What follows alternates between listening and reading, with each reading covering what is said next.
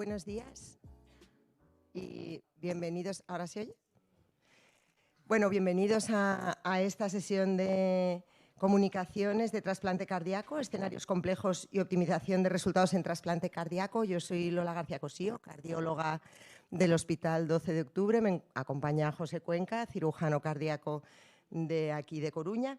Y vamos a empezar. Os pido, por favor, que intentéis preguntar, no interactuar, porque en realidad es lo más interesante de las comunicaciones, así que por favor preguntar lo que se os ocurra y lo que no se os ocurra también, porque al final eso es lo que hace que estas sesiones sean mucho más interesantes.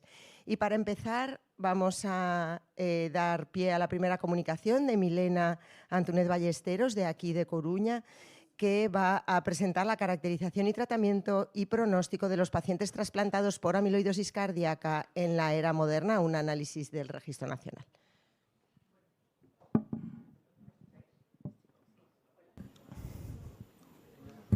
¿Hola? Ahora sí. Bueno, pues nada, vamos a hablar de trasplante en amiloidosis y, bueno, afortunadamente muchos de aquí conocéis el trabajo porque realmente no es más que un subanálisis del Registro Nacional de Trasplante. Entonces, bueno, como todos sabéis, tradicionalmente la amiloidosis era una enfermedad rara a la cual se llegaba en fases muy avanzadas de la enfermedad, y esto hacía que la insuficiencia cardíaca por amiloidosis siempre tuviese un pronóstico sombrío. Y es verdad que actualmente la concienciación sobre la enfermedad y que en muchas ocasiones se llega a un diagnóstico mucho más precoz, y gracias a la disponibilidad de los nuevos tratamientos, pues bueno, el pronóstico ha mejorado significativamente, pero sigue habiendo pacientes que progresan a una situación de insuficiencia cardíaca avanzada, y en estos casos pues el trasplante constituye una alternativa terapéutica. Entonces, bueno, como veis ahí en esa gráfica, que eso es un estudio que se hizo del propio Registro Nacional de Trasplante, previamente era un poco controvertido trasplantar a estos pacientes porque la supervivencia era significativamente peor a la de los trasplantes por otras etiologías, y como sabéis, pues los órganos son recursos muy limitados. Sin embargo, en la actualidad pues hay estudios mucho más recientes, como esta serie de Heidelberg, en los cuales se ve que en la era moderna, pues no, tanto los pacientes trasplantados por amiloidosis AL como los pacientes trasplantados por amiloidosis TTR tienen una supervivencia que se está igualando a la de la población trasplantada por otras cardiopatías. Entonces, bueno, el objetivo de nuestro estudio fue describir las características clínicas, el tratamiento y los resultados de los pacientes trasplantados por amiloidosis en una corte contemporánea en España. Y para ello llevamos a cabo un estudio observacional, retrospectivo y multicéntrico que incluyó a todos los trasplantados cardíacos por amiloidosis entre el año 2009 y el año 2024. La población se dividió en 2 eras, cortando justo en la mitad del periodo. Primera era hasta el 2009, de 2016, y la segunda de 2017 hasta 2024. Y se llevó a cabo una descripción de las características basales, el tratamiento y los resultados post-trasplante. Hicimos un análisis de supervivencia con un seguimiento hasta el 31 de diciembre de 2024, y se comparó el trasplante por amiloidosis con el trasplante por otras cardiopatías, haciendo un análisis de la corte global y luego comparando la primera con la segunda era. En este periodo hubo 4.582 trasplantes en España, de los cuales menos del 2%, solo 82 pacientes fueron por amiloidosis cardíaca. Y como tenéis ahí en la gráfica, la etiología más frecuente fue la amiloidosis AL, con casi un 55% de los pacientes, seguida de la TTR hereditaria y, por último, la TTR wild type, con solo un 13,5% de los pacientes. El seguimiento, el tiempo medio de estancia en lista de espera fue de 112 días y no hubo diferencias entre los pacientes de la primera y la segunda era. Y bueno, vamos a describir un poco las características del receptor. En principio no hubo diferencias significativas ni en términos de edad, de sexo, de índice de masa corporal, de los principales antecedentes personales de los receptores. Tampoco hubo diferencias entre los subtipos de amiloidosis cardíaca en la primera y la segunda era, y lo que sí que se ve es que, aunque no se alcanza la significación estadística, pues en la segunda era hay un mayor número de pacientes que son diagnosticados de una manera no invasiva, probablemente, bueno, en el caso de la TTR, por supuesto, que como sabéis en la L hace falta un diagnóstico con biopsia. Con respecto a las características puramente cardíacas, en el ecocardiograma no hubo diferencias significativas en los pacientes, tampoco hubo diferencias a nivel analítico, y lo que sí que se vio es que los pacientes de la primera era, en el cateterismo derecho, pues llegaban al trasplante con unas presiones de llenado mucho más elevadas, tanto presiones izquierdas como presiones derechas, es decir, mayor congestión en los pacientes de la primera era. Con respecto a la afectación extracardíaca, que como sabéis la amiloidosis es una enfermedad multisistémica, bueno, no se se alcanzó la significación estadística en términos de ninguna de las afectaciones no cardíacas, ¿vale? Pero bueno, sí que como veis, en la primera era, pues porcentualmente había una mayor afectación tipo neuropatía periférica y afectación hepática y también más mieloma aquiescente, y parece que en la segunda era una mayor afectación renal y también más afectación de túnel carpiano, pues probablemente porque había algo más de wild type. Con respecto a cómo llegan estos pacientes al trasplante, sí que es verdad que se vieron diferencias significativas entre los pacientes que llegaron soportados con soporte circulatorio en la segunda era muy superior este soporte circulatorio. De hecho, bueno, en la primera era no tenemos recogido ningún paciente que llegara con soporte, lo cual me sorprendió también bastante. Y luego otra cosa que es llamativa es que, aunque bueno, no se alcanza la significación estadística, pero si os fijáis en el amiloidosis AL, en los términos de respuesta hematológica, es verdad que los pacientes de la segunda era llegan mejor al trasplante que los pacientes de la primera era, con muchos más pacientes con una respuesta o muy buena o completa y parcial porcentualmente. Y lo que sí que se ve es que el trasplante de progenitores hematopoyéticos en la segunda era pues se ha reducido bastante. Y luego, bueno, con respecto a los resultados post-TC, la mortalidad global fue superior en los pacientes de la primera era, que esto bueno, es bastante lógico porque realmente tienen un seguimiento pues mucho más prolongado, de hasta 15 años en muchos de los casos, y sí que lo que hemos visto es que en la segunda era la recurrencia de la AL fue mucho menor. Y también parece que, aunque no se alcanza la significación estadística, pues hay una tendencia a una menor recurrencia de la amiloidosis cardíaca propiamente dicha en la segunda era. Aquí os traigo las curvas, entonces esto sería la curva global. Veis en rojo los pacientes trasplantados por otras cardiopatías y en azul los pacientes trasplantados con amiloidosis, y como veis en el seguimiento de toda la corte sí que se ven diferencias significativas con una supervivencia inferior de los pacientes trasplantados por amiloidosis. Pero sin embargo, si hacemos una separación por eras, en el medio tenéis los pacientes de la primera era y a mano derecha, vuestra izquierda, los pacientes trasplantados en la segunda era, pues sí que se ve que en la segunda era claramente las curvas van paralelas y la supervivencia de los pacientes con amiloidosis pues está igualada a las de las otras cardiopatías. Con respecto al tratamiento, como podéis ver en la tabla, no hubo diferencias significativas en la inmunosupresión, tanto en el tratamiento de inducción como en el tratamiento crónico de los pacientes trasplantados en la primera y en la segunda era, y lo que sí que se vio es que claramente hubo diferencias entre los tratamientos específicos. En este caso empezamos con el tratamiento de la TTR y, como podéis ver en la gráfica, tenéis en amarillo los pacientes que no recibieron tratamiento con tafamidis y luego en la gama de naranjas aquellos que lo recibieron, ya sea pre y post trasplante, pretrasplante o solo post trasplante, y como se ve hay un aumento significativo del empleo de tafamidis. Y con respecto al tratamiento de la amiloidosis AL, pues hay diferencias en los distintos tratamientos, si bien lo más evidente es un aumento del uso del daratumumab, que bueno, esto tiene lógica porque realmente el estudio del daratumumab salió en el año 2019, y una disminución en el uso de la lenalidomida. Los cambios en las otras es básicamente pues se emplean más pre, post o de manera combinada en ambas eras. Y bueno, pues para concluir, la supervivencia en trasplante cardíaco por amiloidosis ha mejorado, siendo actualmente comparable a la de los trasplantados por otras cardiopatías, y como hemos visto en las gráficas, existen diferencias significativas en el tratamiento modificador de la enfermedad en la era contemporánea.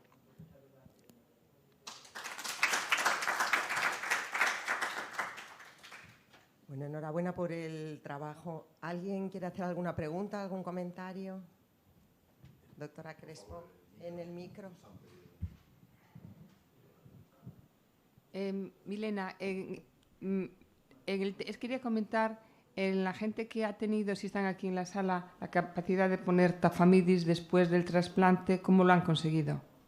Porque ahí consta que nosotros no hemos conseguido que nos autorizasen tafamidis después del trasplante cardíaco por amiloidosis. Claro, mi impresión será que sean pacientes con hereditaria que han mantenido el tratamiento porque en relación con esto. Sí, por eso quería preguntar si en la sala están... vosotros. Nosotros tenemos un par y creo que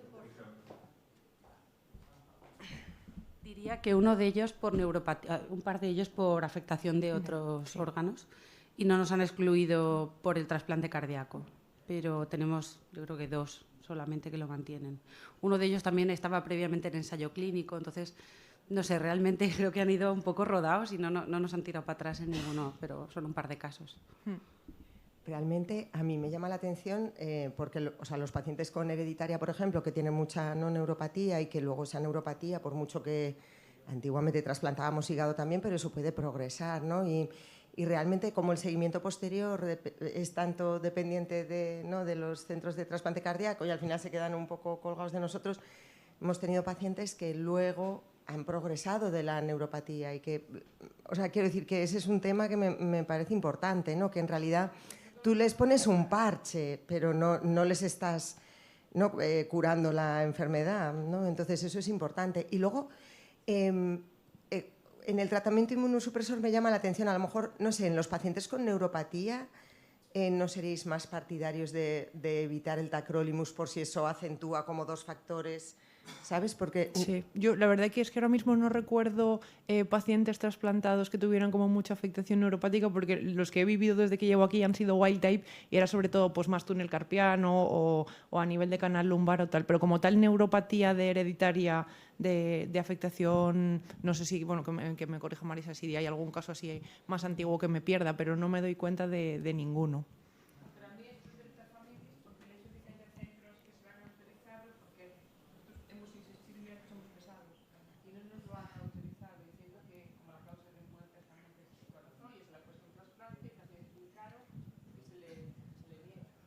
Y yo sí puedo, bueno, no sé si me vas a preguntar, pero ¿qué estáis haciendo vosotros con el trasplante de médula en la L? O sea, un poco así, ¿estáis haciéndolo en todos? ¿Si van bien con nosotros, o sea, es que realmente los hematólogos están tan confiados en los nuevos tratamientos que realmente no hacen indicación de trasplante de médula. No ha sido y además nosotros con la L, lo que nos ha pasado es que siempre estaban demasiado mal de la amiloidosis como para poder trasplantarse de cardíaco, porque nosotros si no están en remisión completa no vamos a... ¿no? Que me ha llamado la atención, hay pacientes que no están en remisión completa y fueron a trasplante cardíaco, eso en nuestro centro no lo consideramos. Y luego, que normalmente si han llegado a trasplantarse es porque estaban en remisión completa. Y nosotros tenemos un paciente, pero no se indicó el trasplante de médula, pero porque se consideró que el pronóstico con los nuevos tratamientos era igual. Yo creo que es que la amiloidosis a él le ha cambiado. Sí, ha cambiado mucho.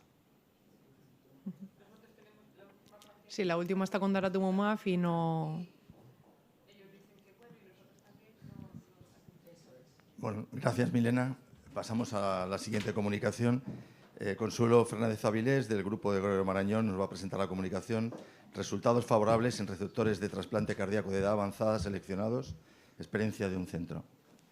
Cuando quieras, Consuelo. Bueno, buenos días a todos. Gracias a la organización por la oportunidad de presentaros nuestro trabajo. Y os voy a hablar de nuestros resultados de trasplante en pacientes de edad avanzada. Bueno, como ya todos sabemos, gracias al avance en el tratamiento de la insuficiencia cardíaca, hemos conseguido aumentar la esperanza de vida de nuestros pacientes y esto tiene como consecuencia que pacientes de edades cada vez mayores pueden alcanzar fases de la insuficiencia cardíaca avanzada en la que puedan requerir otro tipo de terapias, como podría ser el trasplante cardíaco. En la gráfica inferior y en el medio pueden ver los datos del Registro Nacional, como en azul hay una tendencia ascendente del trasplante en pacientes de edad superior a 60 años. Esto ha llevado a que las guías internacionales hayan modificado sus recomendaciones y abajo a la izquierda pueden ver la recomendación de las guías del ISHLT que ya, digamos, recomiendan el trasplante en pacientes de edad superior a 70 años siempre que sean pacientes bien seleccionados. Sin embargo, esto no deja de ser un tema controvertido porque bueno, sí que hay evidencia que apunta que el trasplante a edades superiores conlleva una mayor mortalidad. En la gráfica inferior a la derecha podemos ver también un estudio hecho con los datos del Registro Nacional que divide a los pacientes en grupos etarios y se ve una probabilidad de supervivencia inferior a medida que aumenta la edad, sobre todo en aquellos pacientes con más de 70 años.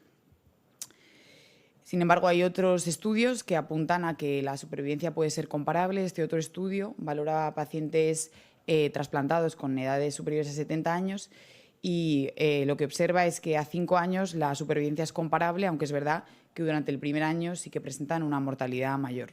También caracterizan este grupo de pacientes, tienen una mayor prevalencia de hombres de raza blanca, de cardiopatía isquémica y de neoplasias previas al trasplante. Hay una menor prevalencia de hemodiálisis, de trasplante urgente y de trasplante desde ECMO. Y además estos pacientes se caracterizan porque tienen menor riesgo de rechazo aunque tienen mayor riesgo de muerte por infección o neoplasia durante el seguimiento. Por lo tanto, ante estos datos nos enfrentamos a un dilema ético. Teniendo en cuenta la escasez de órganos, si sabemos que hay evidencia que apunta a que la mortalidad en pacientes mayores es superior, ¿debemos trasplantarlos aún así? Si decidimos trasplantarlos, ¿cómo los seleccionamos? Por lo tanto, nuestro objetivo fue describir las características y resultados del trasplante cardíaco en los receptores añosos de nuestra cohorte y compararlos con las de los receptores más jóvenes. Para ello llevamos a cabo un estudio observacional retrospectivo analizando los 711 trasplantes cardíacos llevados a cabo en nuestro centro entre el año 1988 y el 2024. Recogimos las variables basales de los receptores, de la evolución post-trasplante y los datos del donante. Se clasificaron los pacientes en función de su edad, siendo los pacientes de edad mayor o igual a 65 años clasificados como receptores añosos. Hicimos un análisis descriptivo, un análisis de supervivencia y un análisis multivariante para detectar predictores independientes de mortalidad. En cuanto a los resultados, en primer lugar destacar, en la parte inferior podemos ver, como en concordancia con lo que decía al principio, el trasplante en pacientes de más de 65 años es una estrategia que ha ido aumentando en las últimas eras del trasplante. En cuanto a las características basales, tenemos un 82% de varones, hay una mayor prevalencia de diabetes, de hipertensión pulmonar previa al trasplante, así como de sensibilización. En cuanto a las características del peritrasplante y el posttrasplante, podemos observar que hay una superioridad significativa en la ventilación mecánica previa al trasplante, la edad del donante también fue superior en este grupo, los tiempos de isquemia también lo fueron. Hubo una mayor incidencia de fallo primario grave del injerto post-trasplante, así como de implante de ECMO, y al año tenían una peor función renal estimada por creatinina. Sin embargo, si nos fijamos en el rechazo y la enfermedad vascular del injerto, esta fue significativamente inferior en los receptores añosos.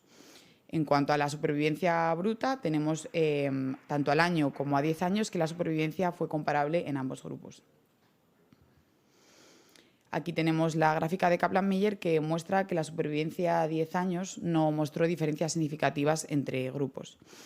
La edad del donante no se presentó como un factor de riesgo para la supervivencia en los pacientes añosos. Sin embargo, la edad del receptor sí que fue un factor independiente en análisis multivariante.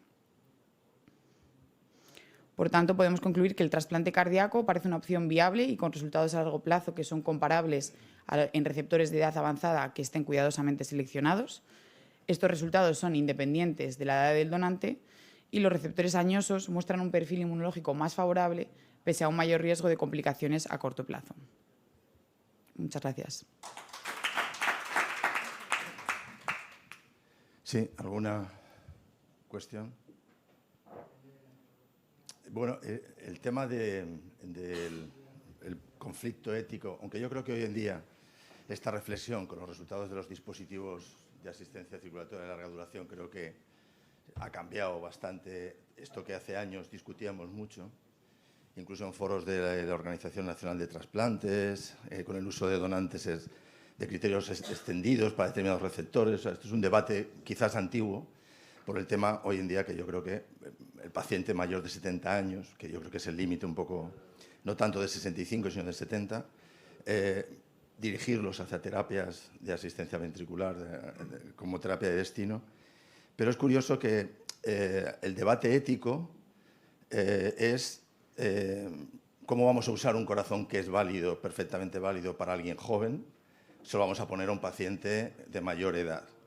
Pero resulta que tú mismo concluyes que no influye la edad del donante en el resultado. Entonces, bueno, evidentemente no había momento para desglosar la edad del donante, pero siguiendo esa reflexión, lo que se planteaba hace años, que por qué no usar corazones considerados subóptimos, que era el término aquel que se le colocaba, ¿por qué no usar corazones subóptimos para receptores subóptimos por criterio de edad? Es decir, ¿por qué no le ponemos corazones mayores de 60 años, corazones donantes mayores de 60 años, que tenemos un porcentaje muy bajo de uso en la experiencia global del trasplante? ¿Por qué no se lo ponemos a receptores mayores de 70? Porque ahí el conflicto ético desaparecería. Estamos utilizando injertos que se van a ir, no se van a utilizar. bueno, a lo mejor el conflicto desaparecería. Nunca fuimos capaces, en 30 años que llevamos en esto, de avanzar en esa línea. Y ahora con la asistencia circulatoria parece que esa línea ya no tiene mucho sentido buscarla, ¿no? Pero un poco la pregunta sería, aunque estadísticamente no sale diferencia, ¿tenéis la sensación que habéis utilizado para estos receptores mayores corazones de donante mayor por hacer el matching o simplemente pues, el que tocaba por el momento en que tocaba? Vamos, en la tabla de las características basales sí que se vio que la edad de los donantes fue superior en este grupo. Si ha sido una cosa hecha de manera fortuita o intencionada, pues no te lo puedo contestar. Pero bueno, yo creo que sí que ante la oferta de un donante mayor que pueda parecer subóptimo, quizá la tendencia es a ofrecérselo a aquellos pacientes de mayor edad frente a los que tenemos en lista más jóvenes. Sí, sí. Perfecto. Yo tengo un comentario. Es verdad que esto en realidad lo que nos dice es que estáis seleccionando muy bien a la gente que tiene más edad, ¿no? Sí. Y eso hay muchas veces que es como difícil de medir, pero cuando tú ves a un paciente dices, hombre, es que este biológicamente no tiene 68, ¿no? Es una sensación así. Sí. Y va muy unido un poco con cómo medir factores que no vienen en el carnet de identidad. Entonces, ¿qué abordaje hacéis o qué algo diferente hacéis, ¿no? ¿Hacéis valoración de fragilidad? ¿Implicáis a alguien de geriatría o algo si tenéis un candidato mayor? No, porque cuando tienen una cardiopatía que vale para asistencia de larga es maravilloso, ¿no? Te da como hasta alivio. Pero no sé, un señor con una hipertrófica, con una FEBI bien, pero que en realidad está en inicio avanzada, te apetecería ofrecerle algo. ¿Cómo mides esos factores? ¿Qué hacéis en vuestro centro para...? Al final yo creo que hay que ser mucho más, bueno, ya sé es de base, pero mucho más exhaustivo en la medida de la comorbilidad, factores de riesgo cardiovascular que estén bien controlados y también muy importante la función renal. Y luego creo que es muy importante, y esto sí que lo hacemos más exhaustivamente, a nivel también de trabajo social es muy importante valorar que estos pacientes mayores tengan un buen soporte, porque a lo mejor su pareja también es mayor, sus hijos no están tan disponibles, entonces estos pacientes pueden tener el problema de que el soporte y los cuidados post-trasplante no vayan a ser los mismos que una persona joven.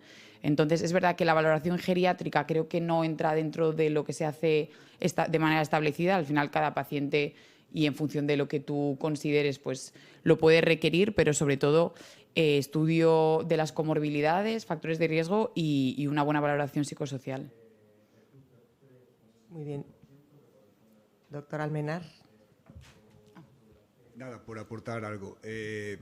Bueno, felicidades, me parece, felicitaciones por el artículo y los comentarios, completamente de acuerdo.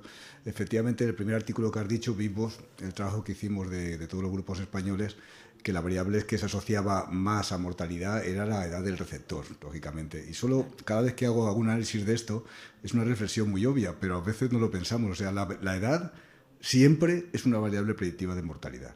Porque esto está así, si tienes más mayor vas a vivir menos. Si haces estudios a más corto plazo puedes no verlos.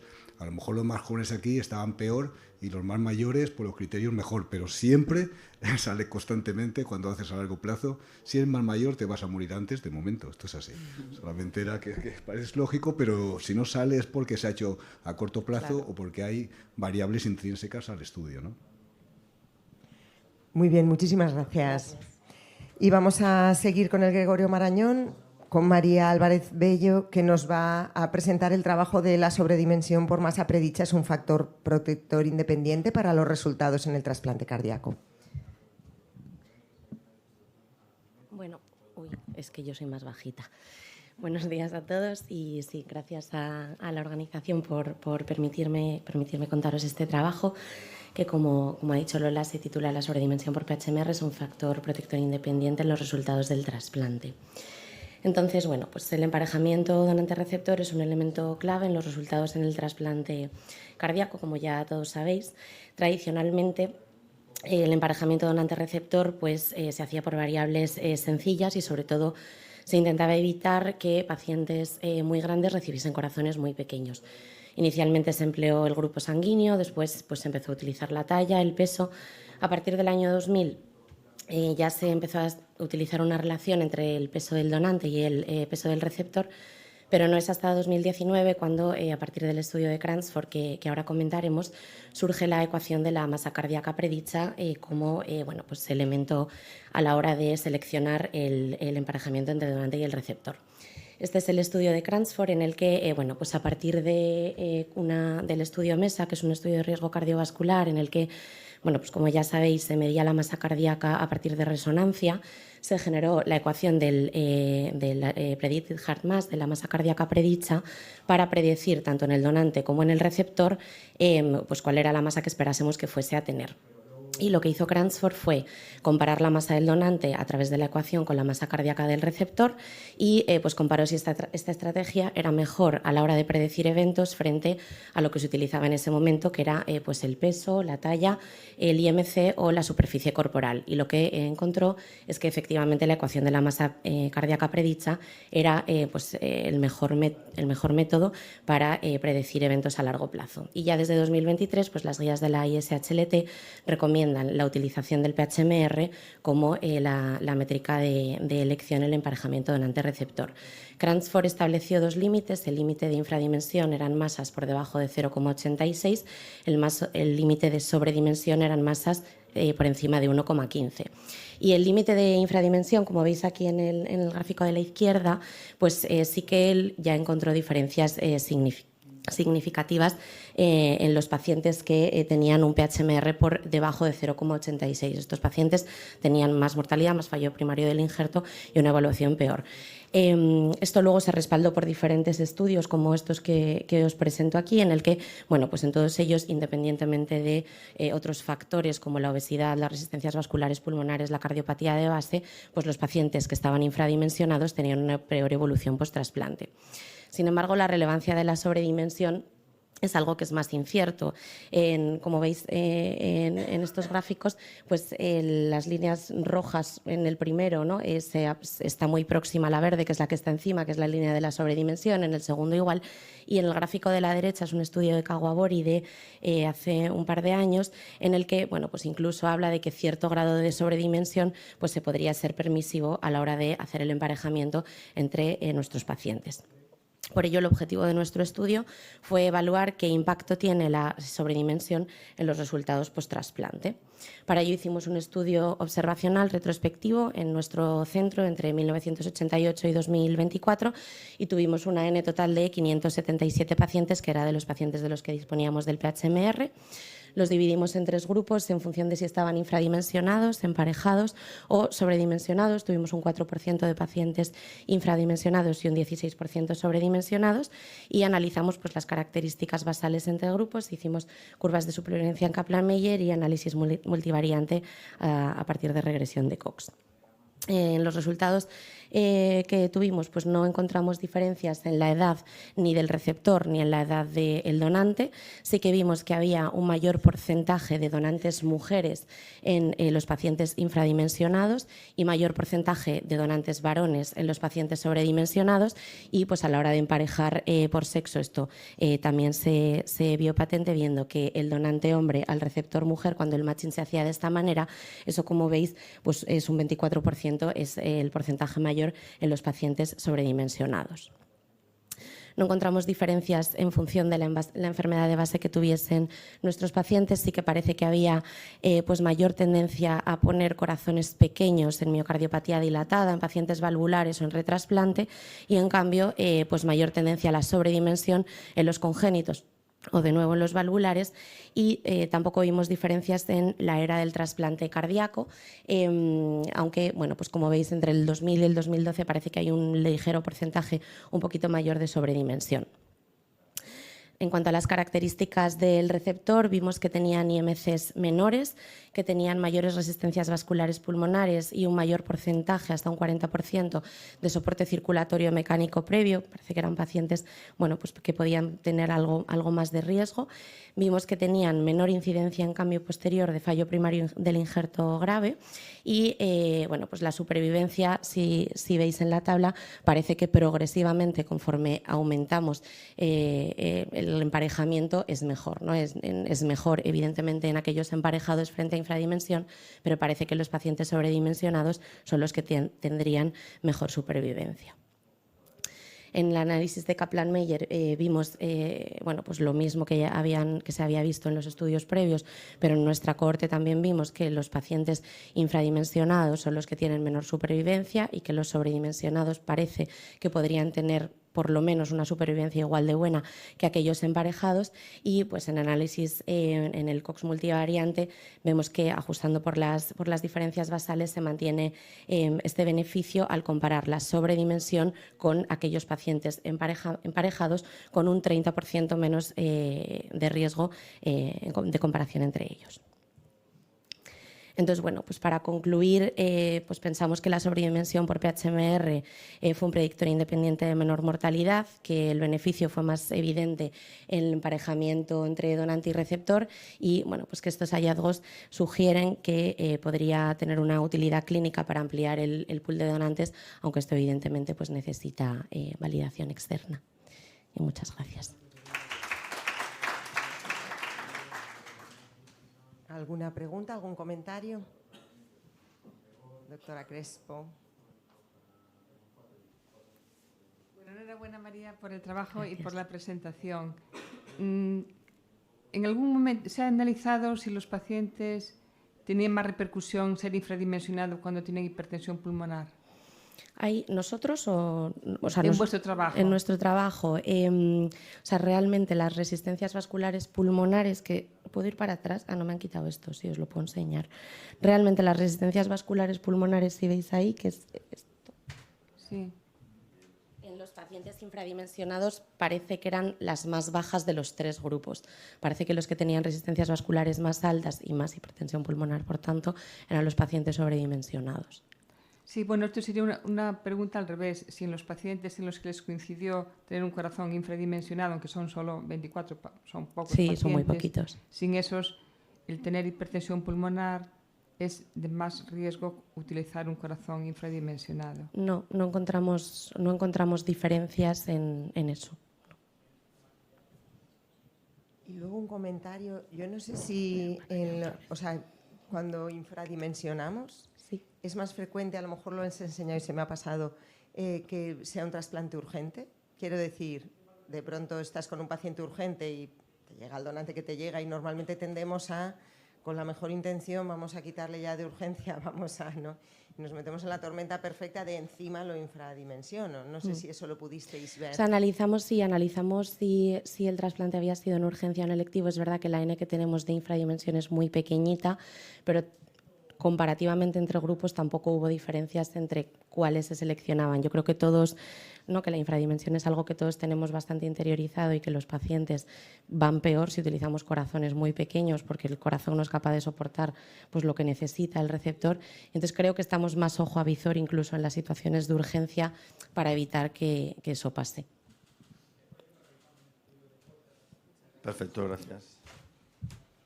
Pasamos a la siguiente comunicación. Raquel López de Vilela, del Hospital de la Fe de Valencia, nos va a presentar un trabajo sobre un estudio multicéntrico, impacto de la modalidad de trasplante en la supervivencia del trasplante cardíaco combinado en España. Cuando quieras. Muy bien, gracias. Buenos días. Bueno, como sabemos, el trasplante cardíaco combinado con otro órgano puede ser necesario cuando coexiste la IC avanzada con disfunción grave de otro órgano, pero no todos los trasplantes cardíacos combinados son iguales. Pueden ser simultáneos o diferidos.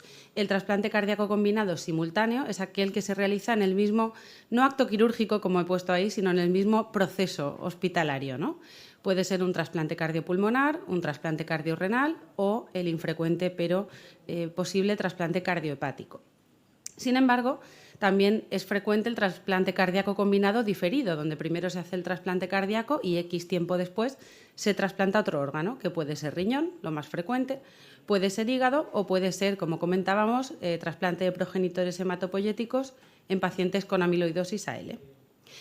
Y hasta ahora ningún estudio nacional había descrito de forma global la frecuencia, el perfil clínico y los resultados de supervivencia de todas las modalidades de trasplante cardíaco combinado, tanto en simultáneo como en diferido. Y por eso ideamos el estudio COMBI, cuyo objetivo principal fue describir la frecuencia, características clínicas y supervivencia de los trasplantes cardíacos combinados, simultáneos y diferidos en España. Y el objetivo secundario fue comparar estos resultados con los del trasplante cardíaco aislado electivo. Para ello diseñamos este estudio, que es un estudio multicéntrico con 14 centros que seleccionaron todos los trasplantes cardíacos desde el año 98 hasta 2024, excluyendo los pediátricos y los retrasplantes con otro órgano. Esto es un total de 6.920 trasplantes, de los cuales 4.255 eran trasplantes cardíacos aislados electivos. Podemos ver un poco la prevalencia o la incidencia del trasplante cardíaco combinado. El simultáneo supuso un 2,2% del total y del simultáneo el más frecuente fue el cardiopulmonar, seguido del corazón-riñón, siendo más infrecuente el cardiopático.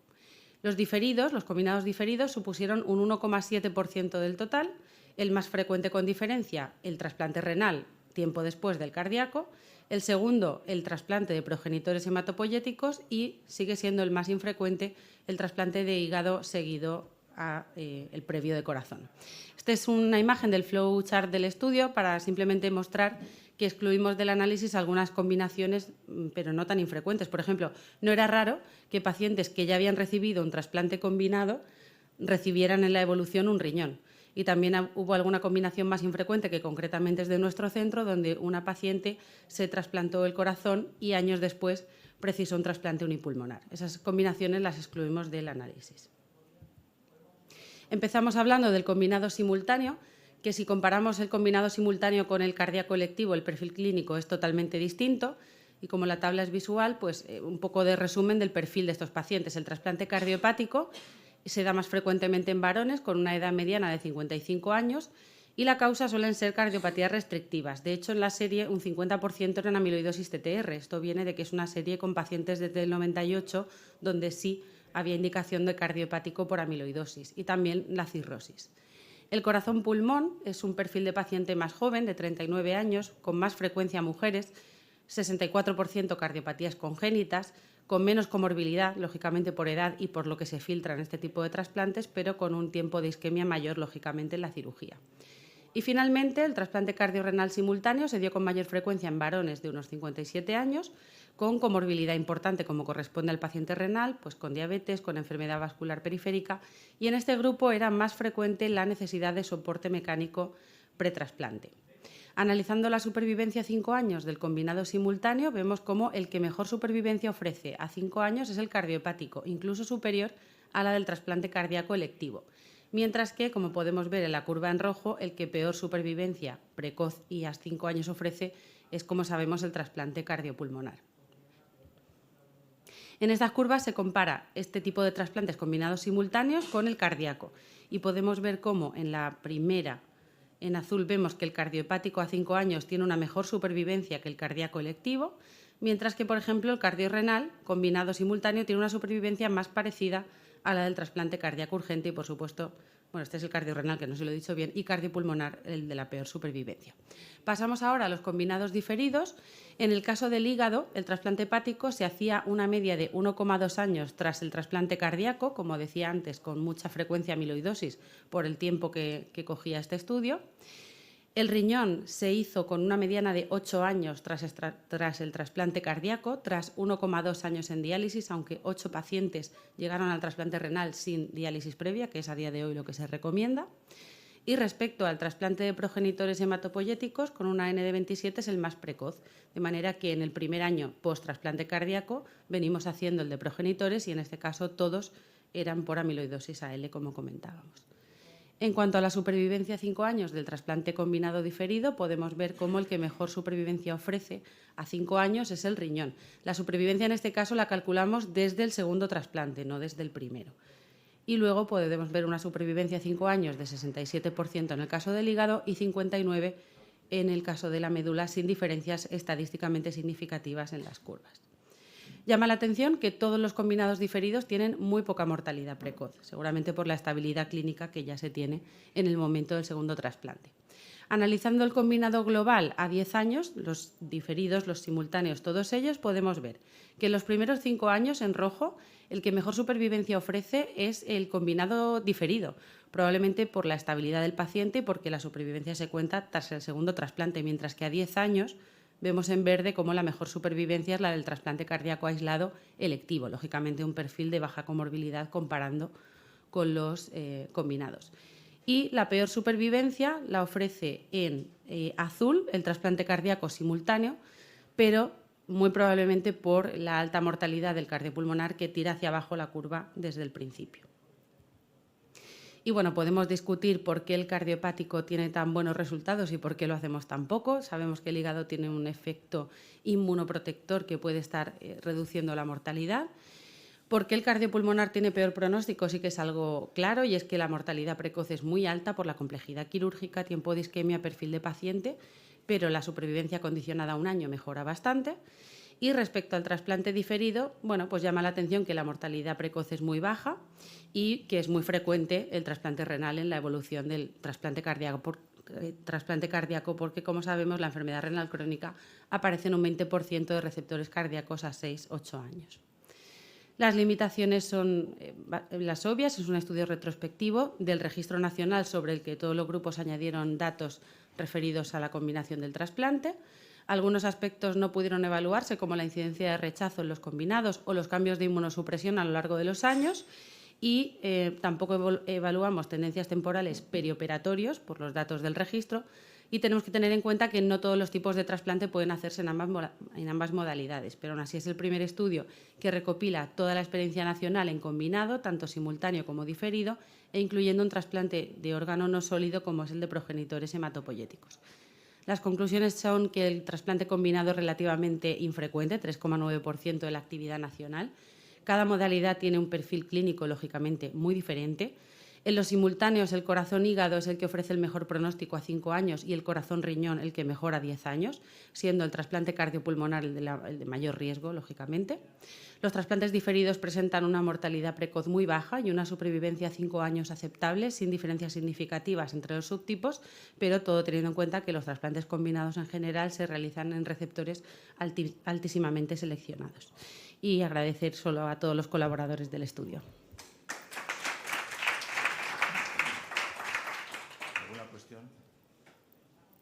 En la sala.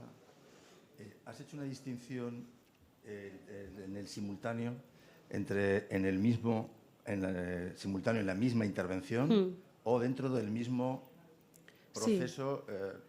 Lo decíamos sobre todo por el cardiorrenal, porque el cardiopulmonar... El cardiorrenal. Sí. Sé que no es el objeto de la comunicación, pero ¿tienes idea por los datos cuánto de frecuente es por ejemplo, el cardiorrenal, que es el que más nos importa? ¿Cuánto de frecuente es que que se realice simultáneo, pero no en el mismo acto quirúrgico? ¿Tienes una idea de si entiendo que lo más frecuente es que el cardiorrenal sea simultáneo y en el mismo... Normalmente no siempre la misma intervención. De hecho, yo creo que la tendencia de todos los centros es hacer el cardíaco, que no puede esperar el órgano cuando toca, y a las horas, ya con el paciente en reanimación, cuando se comprueba la estabilidad mínimamente que se requiere para el renal, entonces vuelve a quirófano con el riñón del mismo donante. Yo creo que esto, si no me decís lo contrario, es lo que solemos hacer todos. Bueno, esa es mi pregunta. ¿Qué idea tienes? ¿Cuánto de frecuente crees que es en la actualidad? O pregunto a los grupos. Sí. Otros grupos, ¿cuánto de frecuente en vuestra actividad actual es esta estrategia? 100% en nuestra estrategia. A nivel nacional, ¿El 12 de octubre? Nosotros normalmente lo hacemos, no llega a salir de quirófano. Lo hacéis en el mismo acto quirúrgico. Normalmente Esto es interesante que lo miremos. Hemos hecho dos cardiorrenales este año y hemos hecho así. Y han ido bien los riñones. Es verdad que siempre tenemos en la cabeza, vamos a ver cómo está de estable, y si no está de estable tendrá que salir, estabilizarse y luego... Pero no nos ha pasado. Si va todo rodado, lo hacéis en el momento. Bueno, es que esto, curioso. Los cirujanos, que es una parte que vivimos, esto es un aspecto francamente complicado de decidir. Muy complicado de decidir. Sí.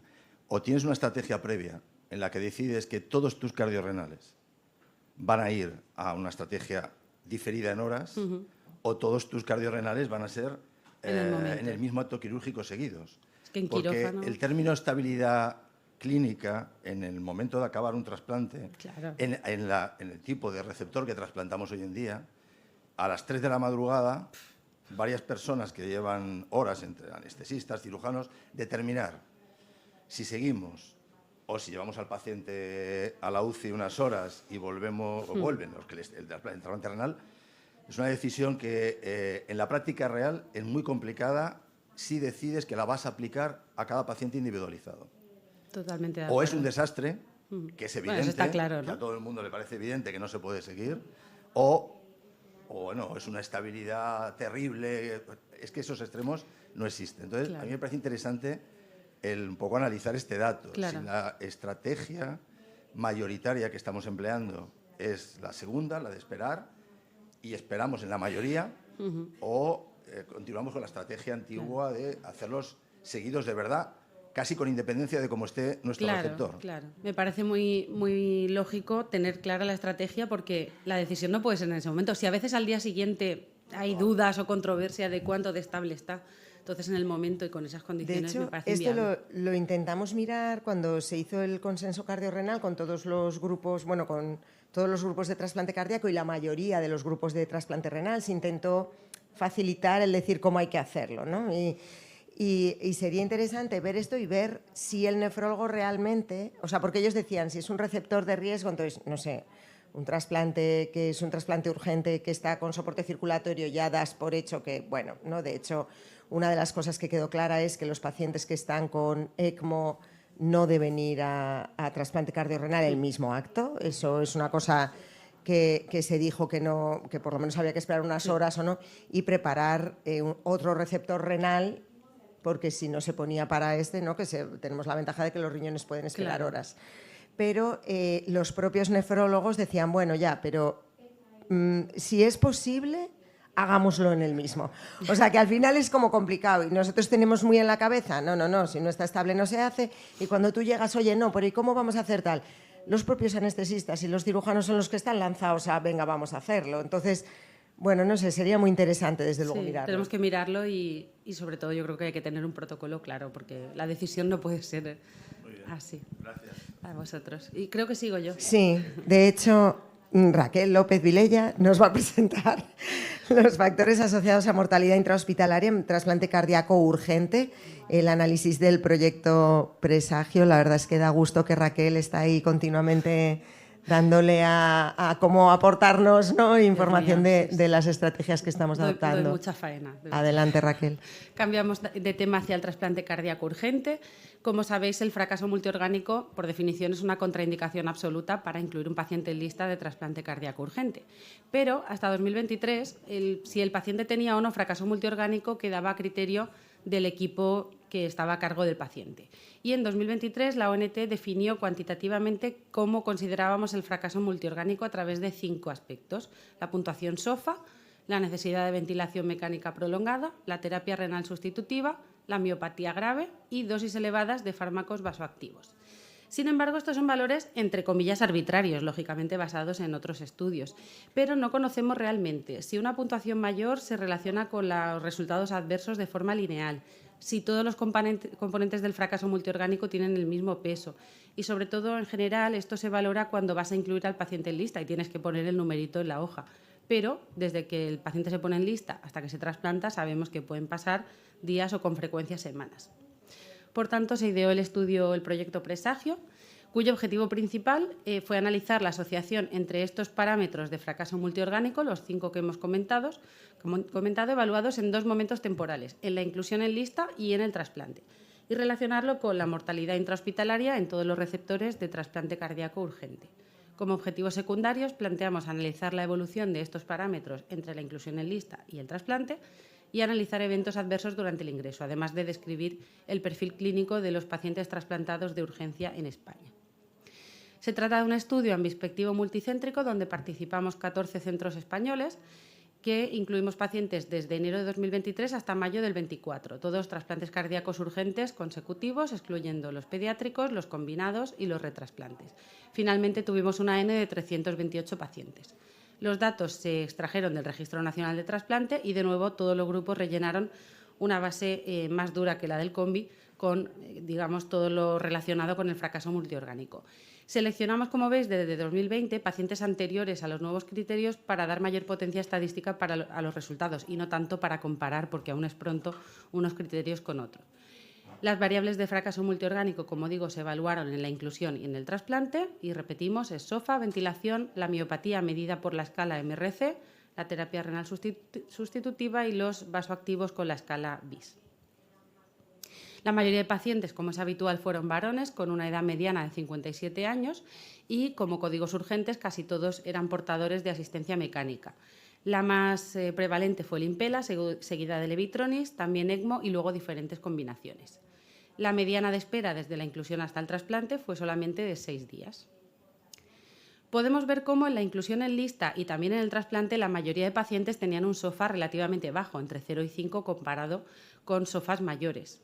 Y de hecho, la tendencia durante la espera fue hacia una mejoría del SOFA, desde una mediana de 4,5 en la inclusión a 3 en el momento del trasplante. De los componentes del SOFA, entre la inclusión y el trasplante había alguna variación, pero realmente eran variaciones menores que en general no cambiaban al paciente de categoría. Pocos pacientes se incluyeron en lista con ultrafiltración y en el momento del trasplante, sin diferencias entre ambos momentos. Y podemos ver cómo en la inclusión y en el trasplante casi el 80% de receptores no tenían ventilación mecánica. Esto sí que es algo que estamos grabándonos a fuego, que el paciente tiene que llegar estubado al trasplante. Sin embargo, aún así, el porcentaje de pacientes que requirió ventilación de más de 7 días pasó del 6,7% en la inclusión al 10,3% en el momento del trasplante.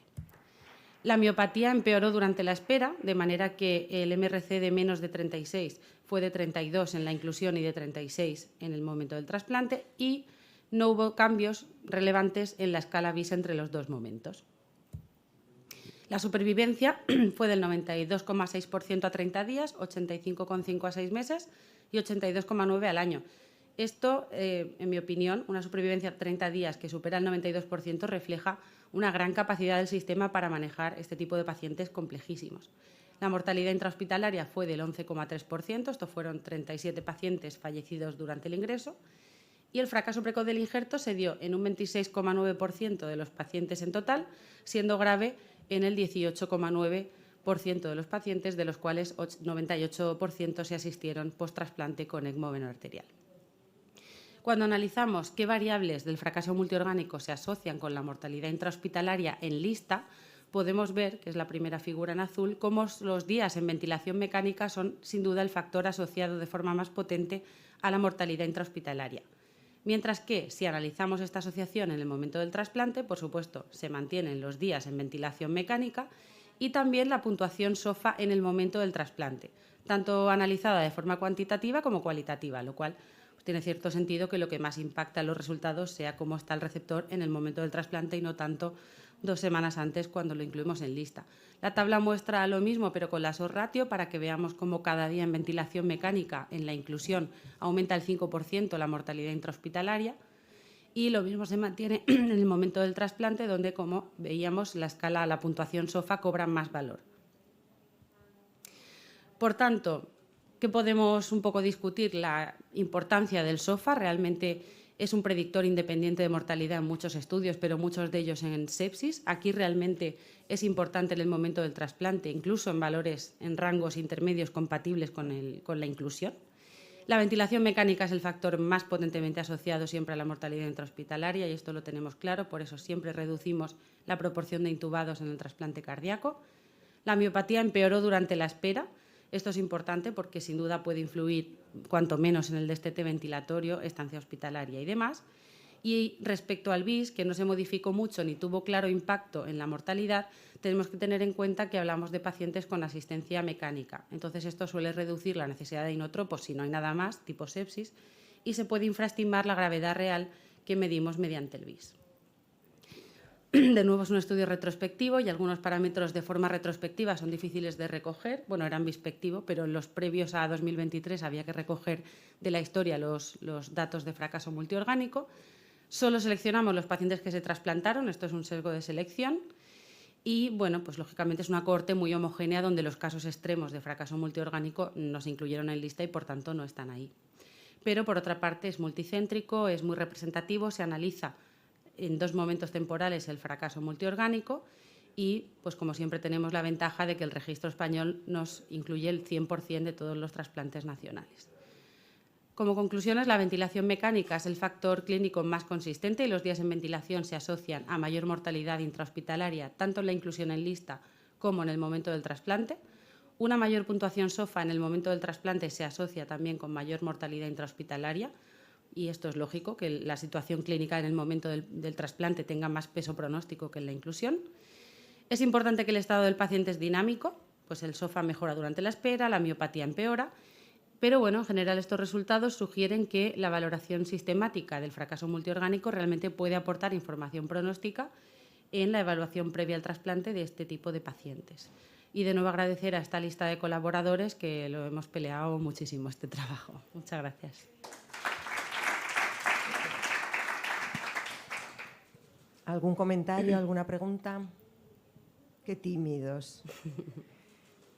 A ver, Raquel, yo creo que la verdad que felicitarte porque ha sido una iniciativa que estamos todos como deseando que alguien se liara a hacerla, porque en realidad nosotros mismos dijimos, vamos a ver si esto tiene sentido, ¿no? O sea, yo creo que esto es algo en lo que Claro. todos los grupos dijimos, vamos a poner unos límites, ¿no?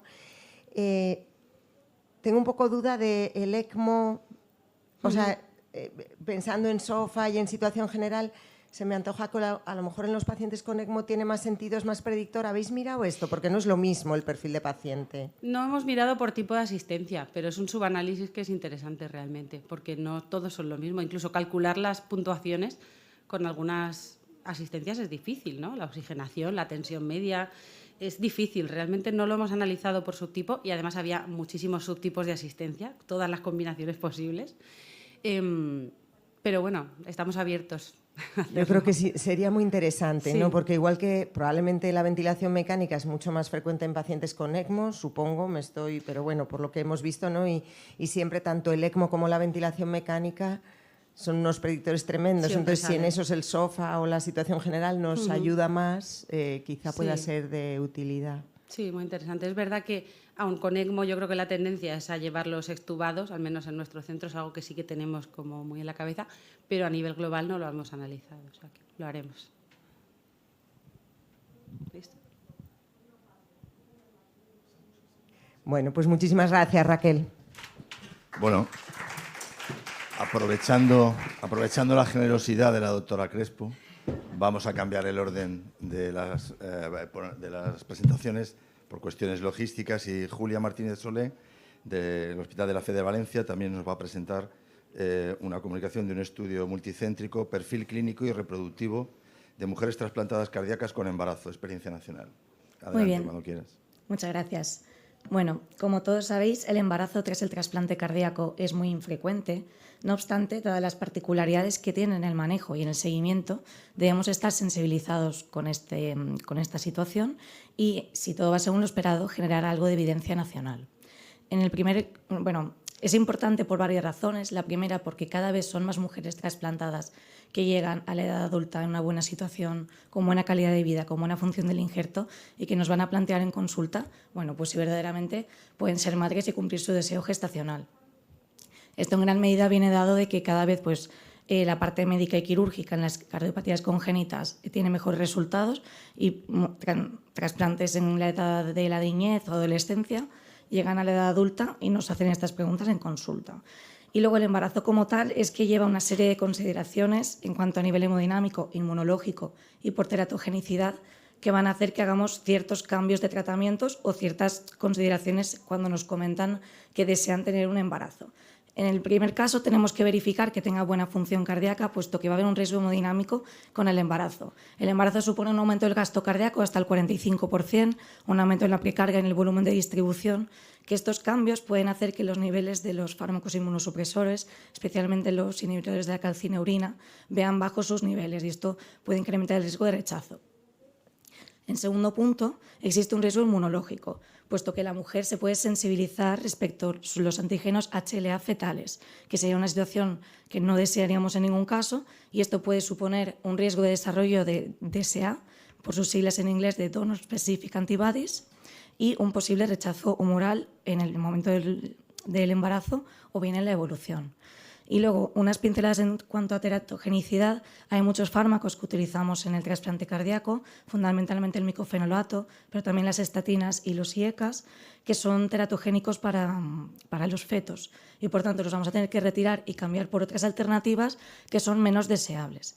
Y un poco, teniendo en cuenta todos estos escenarios, además se junta que no tenemos ninguna serie a nivel nacional que recoja datos de estas pacientes y únicamente tenemos los registros internacionales. Que sí que es verdad que en el 2022 se publicó el documento de consenso de la ISHLT, que aporta bastante luz en este respecto, pero en realidad en general son series pequeñas y sin ninguna representación de datos de nivel nacional. Por tanto, el objetivo de este trabajo es el de describir el perfil clínico y reproductivo de mujeres trasplantadas cardíacas con embarazo en España y analizar sus resultados obstétricos perinatales, y esto no estaba previsto en el momento de la presentación, pero también hemos podido analizar la morbimortalidad. Se trata de un diseño retrospectivo, descriptivo y multicéntrico en el ámbito nacional, en el cual hemos logrado recoger 16 gestaciones que ocurrieron en 14 mujeres, 13 de ellas de un injerto de un trasplante cardíaco aislado y una de ellas portadora de un trasplante cardiopulmonar, a lo largo de 8 centros a nivel nacional. Esta sería la línea del tiempo con todas las gestaciones. La primera recogida ocurrió en 2002 y la última hace escasos meses en nuestro centro, en febrero del 26. Y vemos como claramente hay una tendencia a que cada vez más mujeres trasplantadas pues, van a tomar esta vía. De hecho, en los últimos 5 años es donde se concentra la mayor proporción de casos. Estas serían las características clínicas de nuestra población: una edad materna mediana de casi 35 años, con un intervalo largo desde el trasplante hasta el parto, de unos 10 años. La mayoría de las gestaciones sean planificadas, lo cual es de agradecer pues, por todos estos cambios que se puedan hacer antes de intentar concebir el bebé, y sobre todo para verificar que el injerto pues, tiene una buena función, que la paciente no tiene enfermedad vascular del injerto, que no tiene DSAs y, por tanto, va a ser de menos riesgo la gestación. Un 30% recurrieron a técnicas de reproducción asistida y más o menos la misma proporción realizaron consejo genético, y un 25% tenía antecedentes de abortos previos. En cuanto a las comorbilidades, eran mujeres bastante poco comórbidas, 5 eran hipertensas, 4 enfermedad renal crónica y 1 era diabética. Y en cuanto a la cardiopatía de origen, aquí ya he adelantado algo en la introducción, la mayoría venían de una cardiopatía congénita, y en segundo orden de frecuencia, con el mismo número de pacientes, tendríamos la hipertrófica, la dilatada familiar y la miocardiopatía periparto. En cuanto a los resultados obstétricos y perinatales, había 5 mujeres hipertensas previamente y 2 de ellas desarrollaron hipertensión de nuevo durante el embarazo, y estas mismas la presentaron en forma de preeclampsia. No hubo, no obstante, ninguna eclampsia, tampoco ninguna muerte fetal ni ningún embarazo ectópico. Tampoco hubo ninguna infección relevante para la madre, incluyendo el citomegalovirus. En cuanto a la vía del parto, se distribuyó de manera equitativa.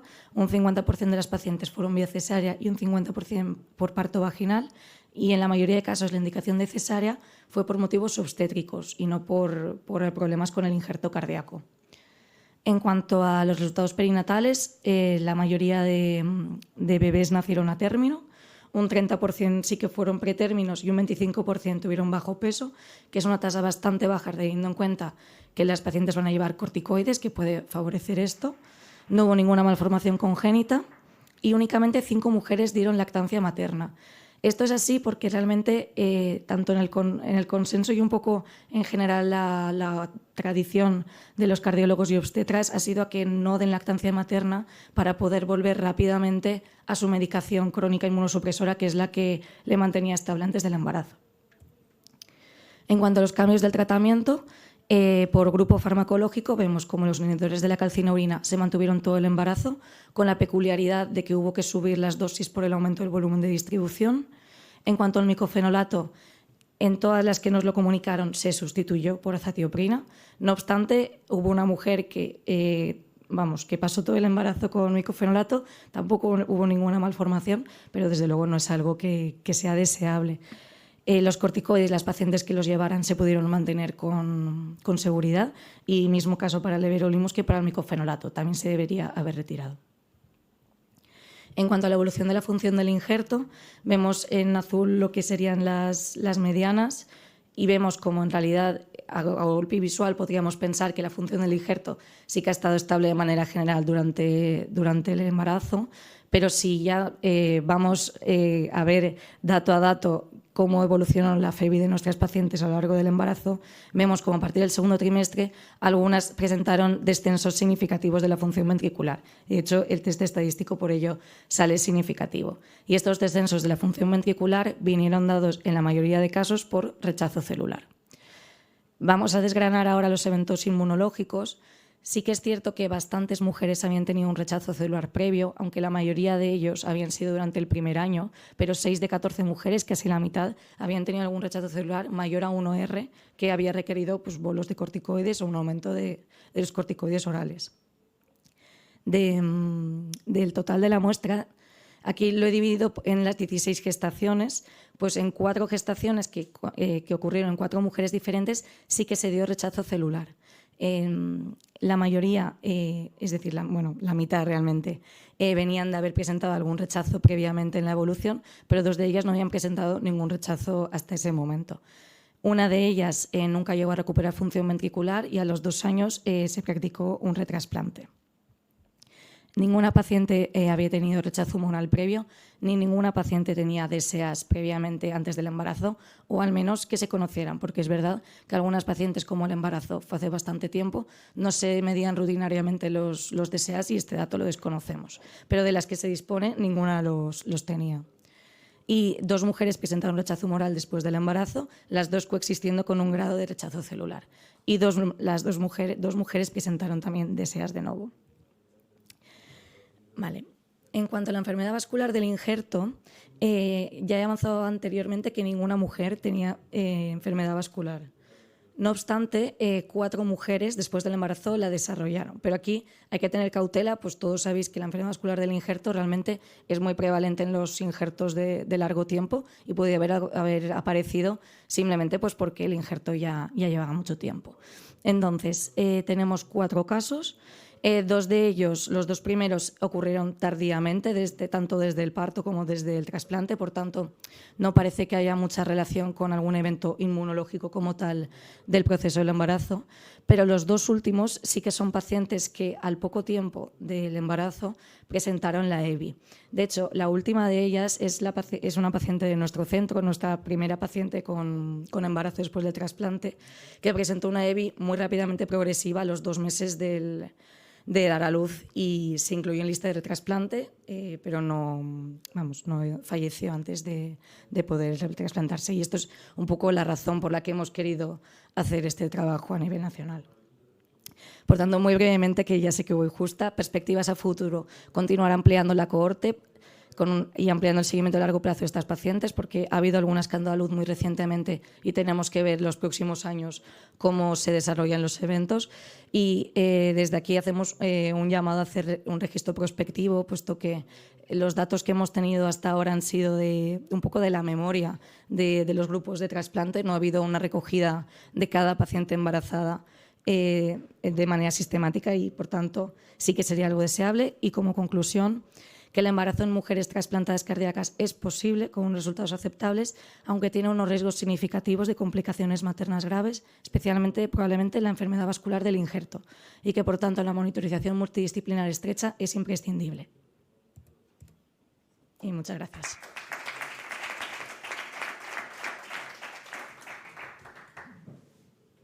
Un comentario, pregunta breve, ¿nos da tiempo?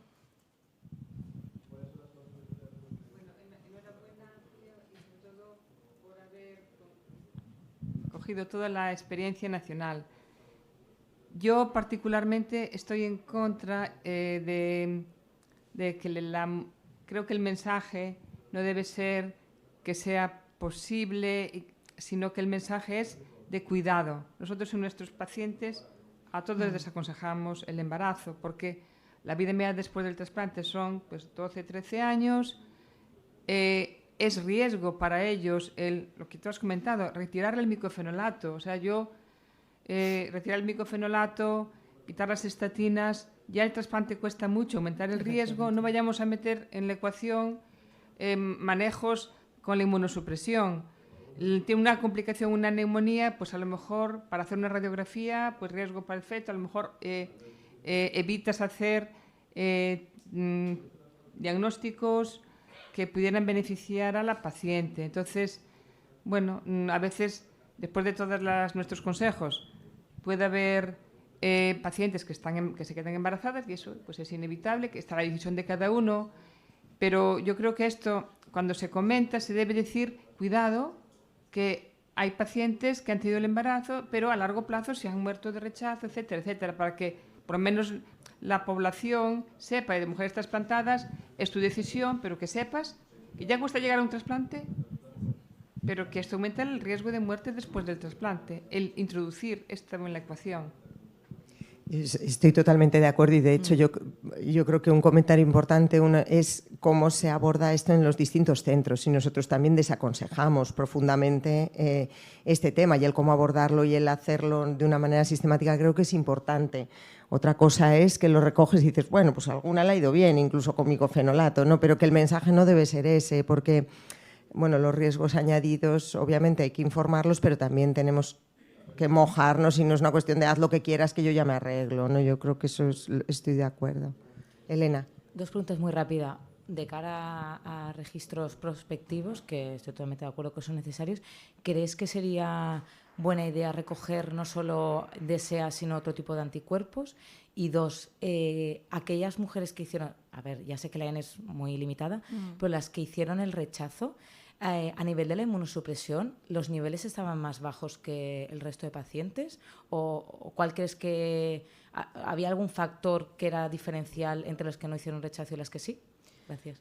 Vale, gracias. Pues en cuanto a tu primera pregunta, sí, desde luego que se incluyeran todos los tipos de anticuerpos, desde ninguna duda, no solo los DSAs.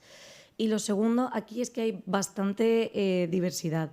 Había algunas que eran del grupo que no habían informado del trasplante y, por tanto, no se había subido los inhibidores de la calcineurina. Y, si no recuerdo mal, otra fue en el contexto de que algo falló también con la medicación, que había saltado alguna toma. Si no recuerdo mal, que tendría que revisarlo, todas las que tomaron bien la medicación no hicieron rechazo. Muy bien, muchísimas gracias. Vamos a... Muy breve, Luis, que vamos ya... Nada, bueno, estoy de acuerdo con vosotros, lo ha explicado muy bien Julia, ¿no? Tiene más riesgo, hay que decir que no, pero a veces es que todo esto empieza un poco por la sensación que nos da cuando una mujer que tiene ganas de ser madre se queda embarazada, viene y lo quiere tener, ¿no? Entonces nos pilló completamente desprotegidos y entonces dijimos, es importante aumentar el conocimiento en este campo y por eso empezó esta línea y que esto puede pasar a cualquiera, que porque dices que no, pero muchas quieren. No sé, vosotras lo entenderéis mejor. Efectivamente, y por eso el estar prevenidos y el tener una estrategia para intentar aumentar el conocimiento en el sentido del riesgo. Totalmente, sí. Bueno, vamos a pasar a la siguiente presentación del DNA libre del donante para seguimiento no invasivo del rechazo en el trasplante cardíaco, experiencia preliminar, que nos va a presentar la doctora Marisa Crespo.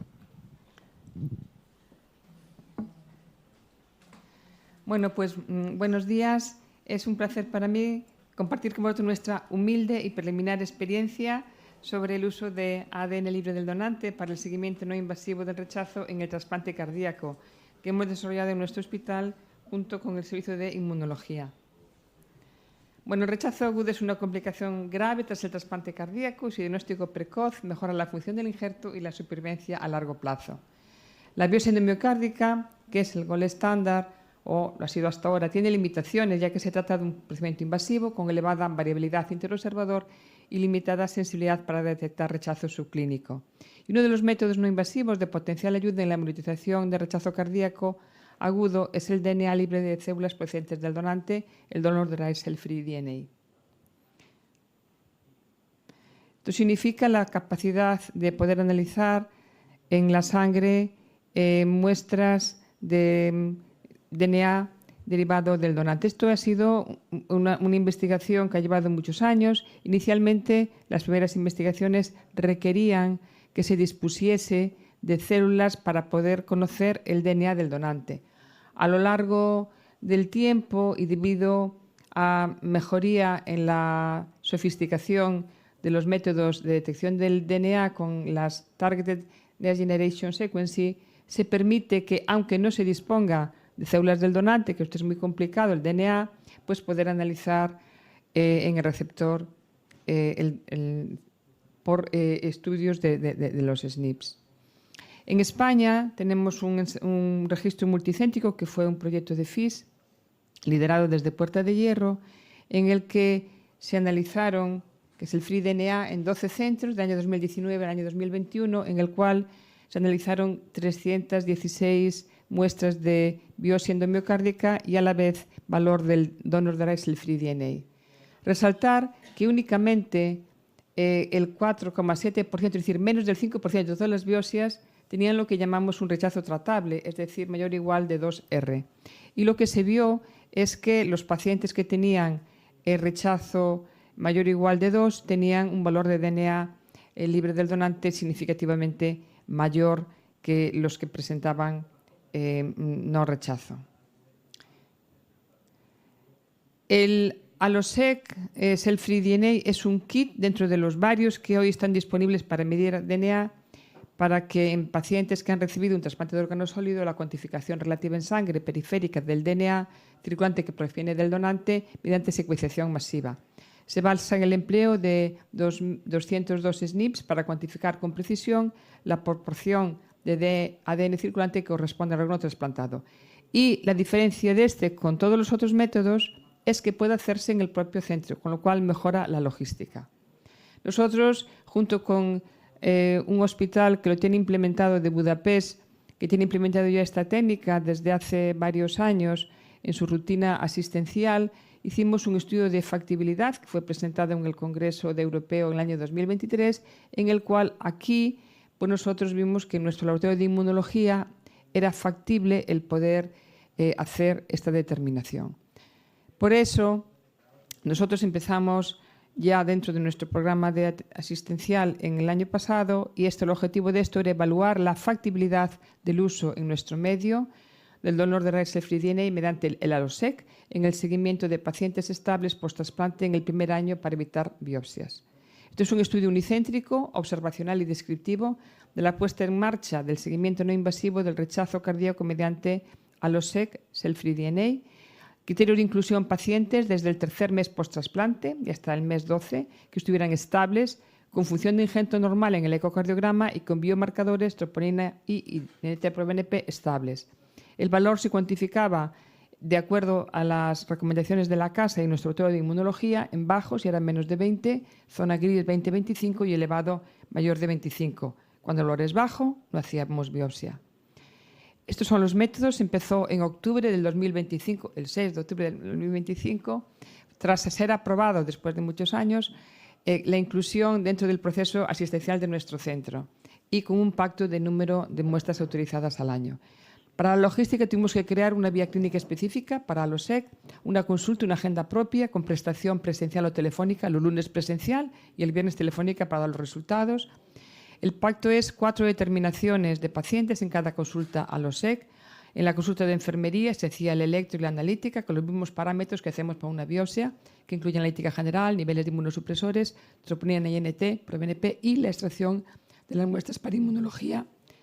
Luego un ecocardiograma y luego una valoración clínica médica. Si datos de sospecha clínica de rechazo, ya en esa mañana ya se programaba una biopsia. Si ausencia de sospecha clínica de rechazo, se esperaban los resultados del Allosec, que si era moderado o severo, hacíamos la biopsia, programamos una biopsia y si el riesgo era moderado, seguimiento sin biopsia.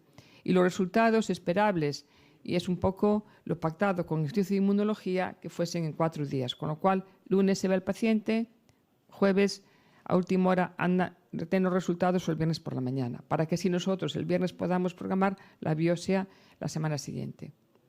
Y estos son nuestros resultados preliminares de nuestros primeros pacientes, que es que como se empezó en octubre, para este congreso era lo que había hasta ese momento. 13 pacientes con una edad media de 62 años, 46% mujeres, una mediana de tiempo post-trasplante, 267 días, y los cuales eran 17 determinaciones del donor de raíz Free DNA con el Allosec.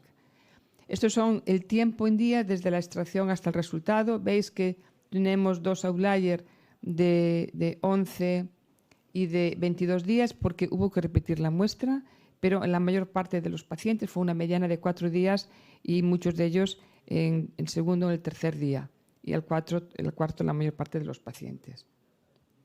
Y de los resultados, menos de 20, es decir, de bajo riesgo, 15, ninguno tenía mayor de 25 y entre 20 y 25 tuvimos 2 pacientes.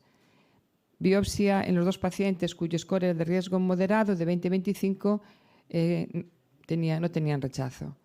Pero en estos 15 pacientes de 17 extracciones, ahí se evitó la biopsia.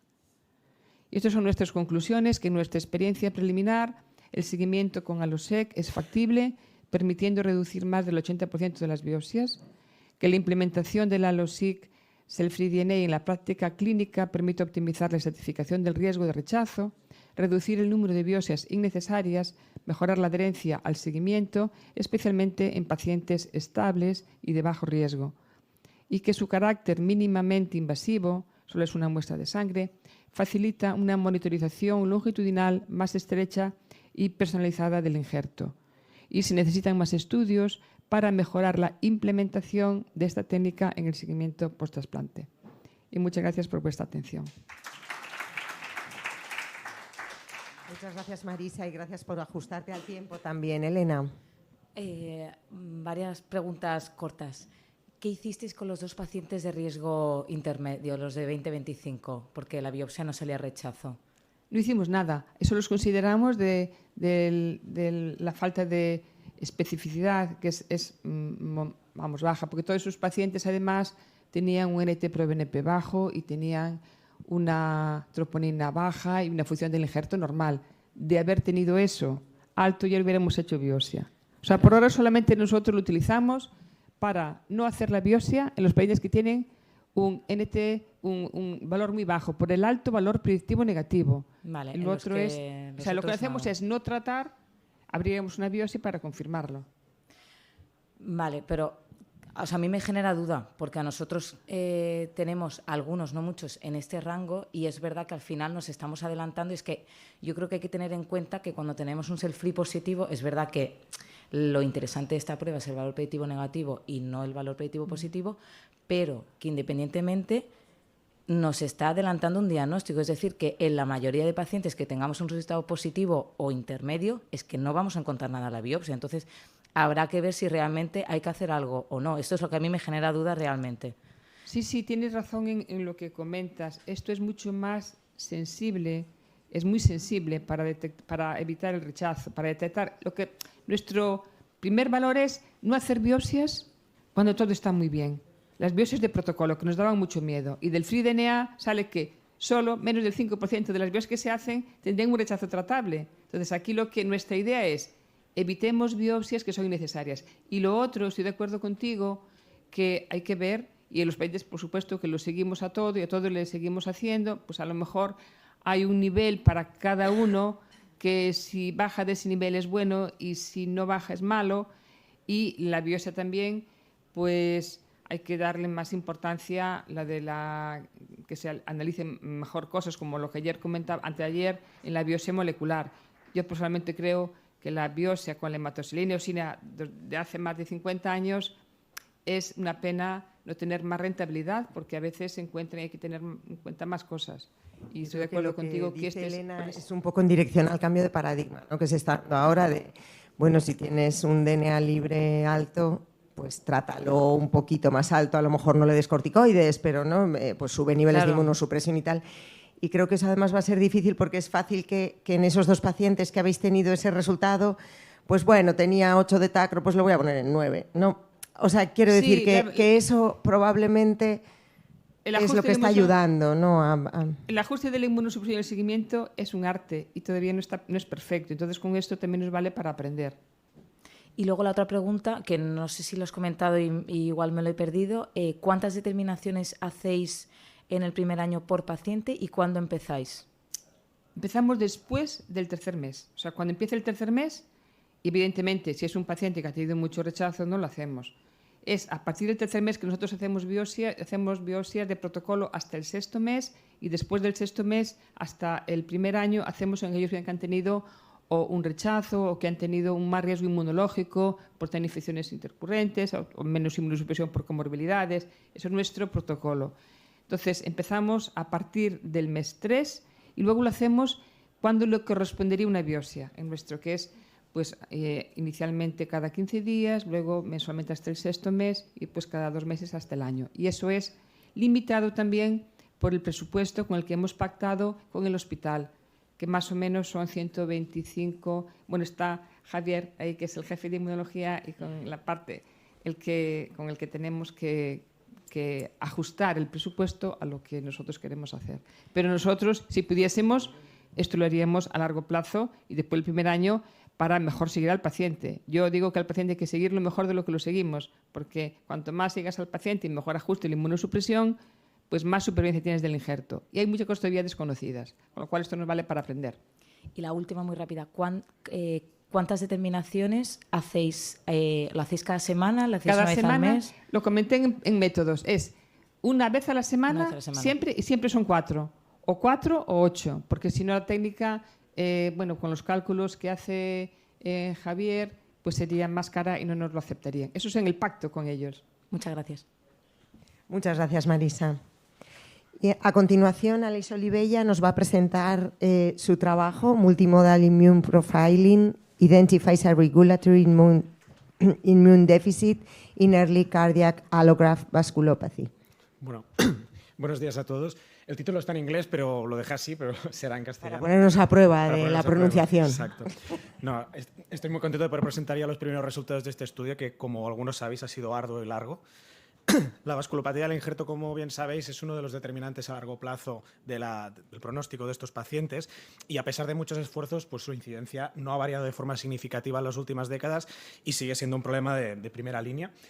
Hay muchísimos trabajos, muchísimas líneas de determinantes inmunitarios, no inmunitarios, que convergen, pero no hay ninguna vía, especialmente inmunitaria, puramente responsable de este fenómeno, y esto no se ha podido identificar porque probablemente es un fenómeno muy complejo, ¿no?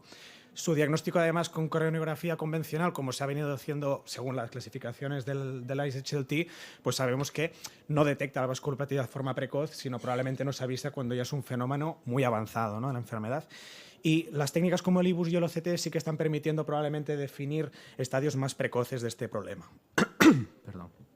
Entonces, un poco para intentar pues hacer el estudio más exhaustivo inmunitario que pudiéramos, creamos el estudio TEVITA. Es un estudio prospectivo observacional que hicimos en 3 centros trasplantadores en Cataluña, en los que el protocolo al año del trasplante era hacer la coronariografía con OCT, una eco, una reso cardíaca con estrés, luego un perfil inmunitario clásico mediante la biopsia y la detección de anticuerpos donante específicos, a lo que añadíamos también un fluorospot de interferón, interleuquina 2, que básicamente lo que buscamos es ver si en este receptor hay linfocitos T que sean donantes reactivos, que esto lo hacemos con un surrogado de bazos que sean lo más parecidos posible a nuestro paciente, porque no tenemos células del donante, evidentemente, y también de su respuesta antiviral contra CMV y Epstein-Barr. Y por otro lado, una citometría de flujo multiparamétrica, que es un panel bastante extenso para intentar hacer el fenotipado de los linfocitos de este receptor, ¿no? Entre 2020 y 2023 incluimos 65 pacientes, 58 pudieron completar el protocolo del OCT. Y ya en el cateterismo al mes post-trasplante había un 13% de pacientes que tenían aterosclerosis del donante, y al año lo que vimos es que con la definición del ISHLT había un 14% de pacientes que tenían vasculopatía de grado 1, y por OCT, que os digo la definición, nosotros encontramos un 29% y no había ninguna concordancia con la clasificación de la ISHLT. Para definir vasculopatía del injerto, nosotros, si teníamos un OCT basal al mes post-trasplante, mirábamos si había un incremento de la íntima de más de 500 micras, y si no disponíamos de él, que era más o menos en la mitad de los casos, lo que hacíamos es que si el paciente tenía una íntima de más de 500 micras y datos que nos indicaran que había vasculopatía, que eran básicamente neovascularización y placas complejas, que sí que se han asociado en bastantes trabajos a que esto es un determinante de vasculopatía, pues consideramos que la tenían, ¿no? Aquí tenéis algunos datos clínicos de los pacientes, un poco pues lo que ya conocemos de ellos. Quizás es más interesante ir a las diferencias entre grupos según nuestra definición de vasculopatía del injerto por OCT. Pues no hay una definición oficial de cómo hacerlo. Y como veis aquí, lo que son determinantes clínicos clásicos o relacionados un poco con el momento del trasplante, pues no parece que haya ninguna diferencia significativa. Sí que había una tendencia no significativa, que los pacientes de alto riesgo para CMV tenían algo más de vasculopatía del injerto, pero no es significativo. Y tampoco para el laboratorio se veía nada, ni en péptidos ni por eco, aunque numéricamente parecía una tendencia a FEBIS más bajas. Esto probablemente sea ruido y tampoco tiene un significado muy interpretable en este contexto. Si nos vamos a la parte inmunitaria clásica, que es un poco más interesante, no había diferencias en la incidencia ni de rechazo a lo largo del primer año celular o humoral, ni tampoco en el momento en que tomábamos la muestra. Había una incidencia muy baja de aparición de DSA en estos pacientes, que tampoco eran diferentes entre los grupos, y tampoco en el tratamiento médico parecía que hubiera ninguna influencia. Quizás es interesante ver que la intensidad del tratamiento de estatinas que recibían los pacientes no parecía influir en su aparición, ni tampoco el régimen de inmunosupresión. Evidentemente, al ser el primer año, muy pocos pacientes llevaban inhibidores de mTOR, que probablemente sería de lo más interesante. Y algo curioso, pero que sí que puede tener sentido, es que los pacientes con vasculopatía del injerto tienen niveles de tacrolimus más altos en el momento de la muestra. No tenemos los datos de exposición completa a lo largo del primer año, que sería interesante, esto lo estamos mirando. Y pasando un poco a la reactividad de los linfocitos T de estos pacientes, vemos que no había diferencias en esta reactividad contra el donor-like PBMCs, entre vasculopatía y sin vasculopatía, ni tampoco en la capacidad de respuesta antiviral de estos pacientes. Por lo tanto, todas las vías un poco más aloreactivas de inmunidad clásica, pues no parecía que nos detectaran esta vasculopatía precoz. Muy interesante fue los análisis de la citometría de flujo. Hicimos primero análisis no supervisados de PLSDA, que para los que no estéis familiarizados, entre los cuales me incluyo, básicamente es una técnica, son modelos matemáticos que identifican clústeres celulares e intentan buscar cuáles están diferenciando mejor los pacientes con vasculopatía en rojo de los que no la tienen, en azul. Y estos clústeres tienen una flechita con la intensidad con que separan estas características de los pacientes. Un poco en resumen, lo que veíamos es que los pacientes con vasculopatía del injerto tenían un perfil de linfocitos, a nivel de linfocitos más inmunosenescentes, diferenciados, más citotóxicos, mientras que los pacientes sin vasculopatía tenían mayor prevalencia de linfocitos de perfil más regulador o exhausto. Esto mismo se reproducía de forma parecida a nivel de linfocitos NK, donde los pacientes con vasculopatía tenían formas más citotóxicas y, en cambio, los que no tenían vasculopatías tenían mayor proporción de NK reguladoras. Y, curiosamente, que esto no lo esperábamos, no había ningún tipo de diferencia en linfocitos B, que clásicamente se ha dicho que los DSA de tipo 2 probablemente eran los más importantes, no lo hemos visto en ningún momento esto. En los análisis ya supervisados confirmábamos estos hallazgos, que eran sobre todo más relevantes en CD4, PD1, TIM3, ¿no? Precisamente estos reguladores exhaustos, y en los linfocitos NK reguladores, que también tenéis abajo las proporciones, ¿no? Un poco para concluir, la OCT identificó una carga bastante elevada de vasculopatía precoz subclínica al año, que no podemos ver con coronografía convencional, pero que no se asociaba a marcadores clásicos de activación inmunitaria, ni rechazo, ni DSA. Y en cambio lo que teníamos es lo que parecería más un déficit de mecanismos reguladores, menos linfocitos de fenotipo exhausto checkpoint regulador, NK reguladores y un ratio NK regulador citotóxico disminuido, ¿no? No lo he comentado antes, pero a nivel de citomegalovirus, que es algo que se le da mucha importancia, no veíamos diferencias, pero sí que es verdad que los pacientes que habían tenido infección de CMV replicación tenían tendencia a un fenotipo menos regulador y más citotóxico, aunque respondían peor contra CMV, lo cual nos puede decir que actúa más como un mediador que modula el panorama inmunitario de estos pacientes más que no un determinante directo. Sí, pues la vasculopatía precoz se podría relacionar con una pérdida de la regulación inmunológica y no tanto una activación inmune clásica, y probablemente integrar métodos de inmunología un poco más precisas y el OCT nos puede ayudar a identificar más precozmente la vasculopatía. Hay que decir como limitaciones, es un estudio pequeño, no tenemos cuántos pacientes de estos con vasculopatía precoz realmente desarrollarán una vasculopatía clásica abierta, ni tampoco estamos viendo los fenómenos intragraf, ¿no? Porque sabemos que se han descrito poblaciones linfocitarias clonales dentro de los injertos con vasculopatía. Y nada, para acabar, agradecer a todos los centros que han participado. Muchísima gente ha trabajado aquí y desde luego los pacientes que se han prestado también a hacer pues, estudios extra para contribuir en este estudio. Muchas gracias. ¿Alguna pregunta, comentario? A mí la verdad es que me parece un estudio precioso, vamos, felicitarte porque sobre todo que no nos olvidemos que los pacientes que perdemos en el seguimiento crónico, muchos de ellos son por vasculopatía del injerto y entender mejor lo que está pasando, ¿no? Y lo que tenemos que hacer, yo creo que es una vía muy necesaria. Entonces, ¿cuánto de este perfil inmunológico o cómo cambiamos ese perfil inmunológico, ¿no? Porque al final estamos como detectando, pero bueno, pues les pondremos Emetor, ¿no? Pues hombre, Emetor en vasculopatía del injerto es un poco lo único que nos parece o se nos antoja posible, pero muchas veces, ¿no? Los cambios en la inmunosupresión, ¿cuál es un poco tu visión de es que están poco inmunosuprimidos, mal inmunosuprimidos, están, o sea, ¿cómo hacemos un poco esto? Ya sé que es llevarlo al absurdo, ¿no? Pero Sí, todo esto al final es un poco de teorizar y filosofar, ¿no? Pero sí que hay dos cosas que a mí me llaman la atención mucho, es que los pacientes con vasculopatía tienen niveles más altos de tacrolimus.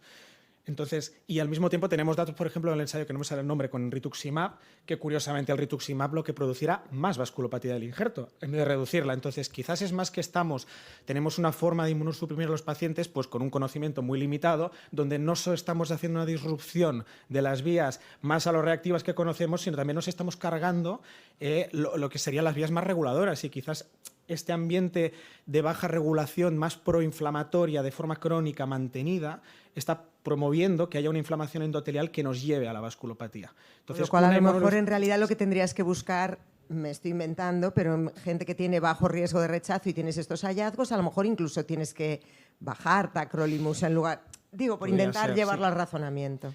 Y conocer mucho mejor y analizar más estas cosas y ver qué pasa con el tiempo y cómo afecta los regímenes de inmunosupresión a estas poblaciones, ¿no? Porque al final nuestro conocimiento es muy limitado de cómo tratar en general el rechazo en los pacientes. Marisa. Bueno, enhorabuena, Ale, me ha encantado la presentación. Justo es la última frase que acabas de decir, porque esto seguro que con la inmunosupresión va modulando. A mí lo que me gustaría ver es cómo van las células de evolución natural a lo largo del año post-trasplante. Porque esto lo hacéis coincidiendo con al año. Pero el año, tú lo que ves en la coronografía es el resultado de lo que ha pasado durante todo el año con estas células. Sí, no, sería súper bonito. El problema también pues, son los costes, ¿no? No son análisis que sean baratos, requieren recursos humanos y todo. Entonces podíamos hacer esta foto al año para intentar ver qué había pasado. Pero también es que el hecho de lo que sería la vasculopatía precoz, porque al final cuando ya está el injerto con todo destrozado, pues poco vas a poder hacer, aunque inmunosuprimes mejor. Lo interesante es ver qué pasa con estos pacientes con vasculopatía precoz y esto lo estamos viendo de forma también prospectiva, seguimos analizándolo. Muy bien, enhorabuena. Gracias. Bueno, y ya para finalizar esta mesa, Raúl Martín González, del Hospital 12 de Octubre de Madrid, nos va a presentar la comunicación epidemiología de la infección por toxoplasma en receptores de trasplante cardíaco de alto riesgo. Cuando quieras. A ver, muy bien. Bueno, buenos días.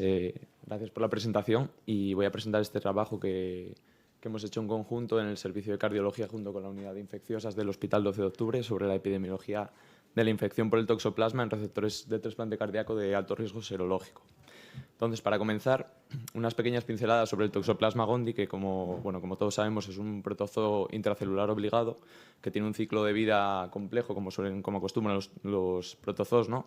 En el cual el huésped definitivo son los felinos, en nuestro medio los gatos, que liberan esos ooquistes por las heces y que a través de ellos, por los huéspedes intermedios, como son las ovejas, los cerdos, etcétera, nos podemos infectar. También a través del consumo de alimentos, sobre todo vegetales, frutas, agua, contaminados por estos ooquistes fecales de los gatos. Y también en el círculo en verde vemos a través de los trasplantes de órgano sólido, que vamos a incidir sobre ello posteriormente. Entonces, ¿por qué es importante este toxoplasma? Porque produce la toxoplasmosis aguda, la enfermedad cuya clínica en inmunocompetentes suele ser desde asintomática a un síndrome pseudomononucleósico. Sin embargo, en los inmunocomprometidos, y precisamente como habíamos dicho que los receptores de trasplante de órgano sólido son unos pacientes en riesgo, precisamente estos están están inmunocomprometidos y presentan unas formas de toxoplasmosis que son diseminadas, graves, con una alta mortalidad, desde formas coriorretinitis, encefalitis, pericarditis, miocarditis, casi de todo, y formas muy atípicas que se alejan de este típico síndrome pseudomononucleósico. Por lo tanto, es preciso un alto nivel de sospecha en estas formas para lograr un diagnóstico precoz que impacte en el pronóstico. Y hablando de trasplantes de órgano sólido, el trasplante con mayor riesgo de infección por toxoplasma es el trasplante cardíaco, seguido del renal y del hepático, sobre todo en aquellos pacientes con un mismatch serológico de alto riesgo, donante positivo o receptor negativo, por aquel riesgo teórico de que vayan incrustados, digamos, en el propio injerto, en el miocardio, estos quistes en formas lentas de bradizoitos y que se infecten el receptor. Sin embargo, frente a esto se establece que se recomienda una profilaxis primaria en estos pacientes de mismatch serológico de alto riesgo, pero las guías tampoco dejan muy bien establecida qué pauta ni qué duración de profilaxis han de recibir. Sí que parece inclinarse un poco más hacia el cotrimoxazol, ¿no?, diario, pero hay pautas alternativas y no está, como digo, exactamente establecido.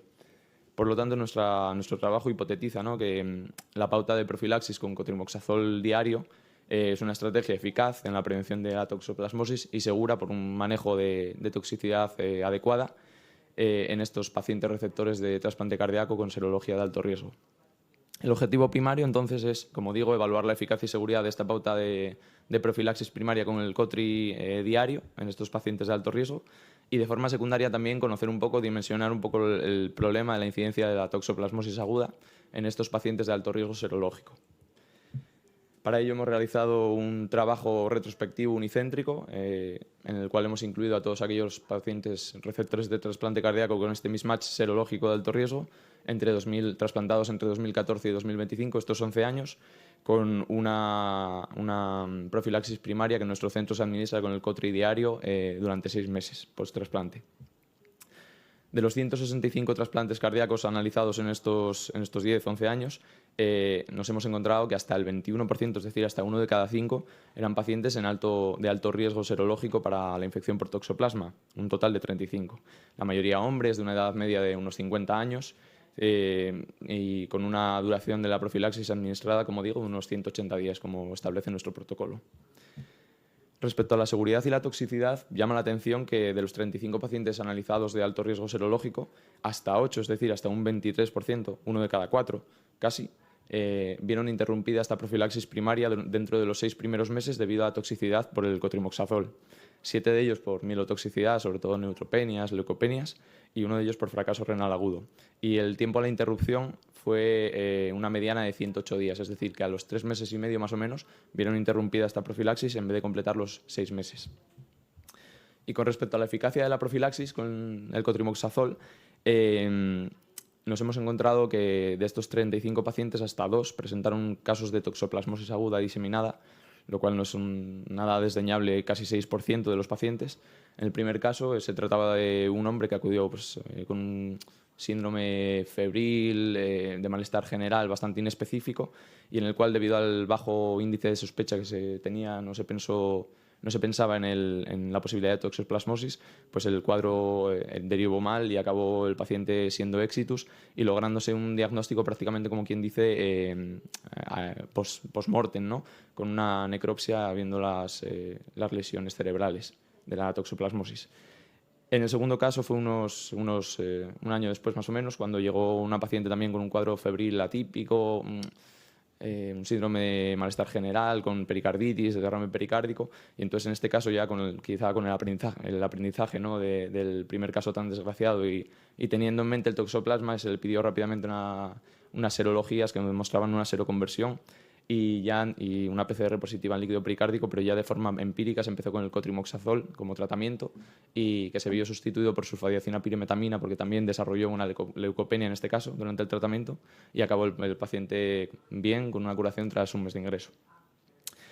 Hay que destacar que estos 2 casos, ninguno de ellos presentaba la profilaxis activa al momento del diagnóstico de toxoplasmosis. El primero porque era uno de esos 8 que he destacado que se tuvo que discontinuar durante la profilaxis por leucopenias. Y en el segundo caso, ya que el paciente sí que había completado los 6 meses de profilaxis que indica nuestro protocolo, pero esto ocurrió 2 meses después, digamos al 8º mes post-trasplante.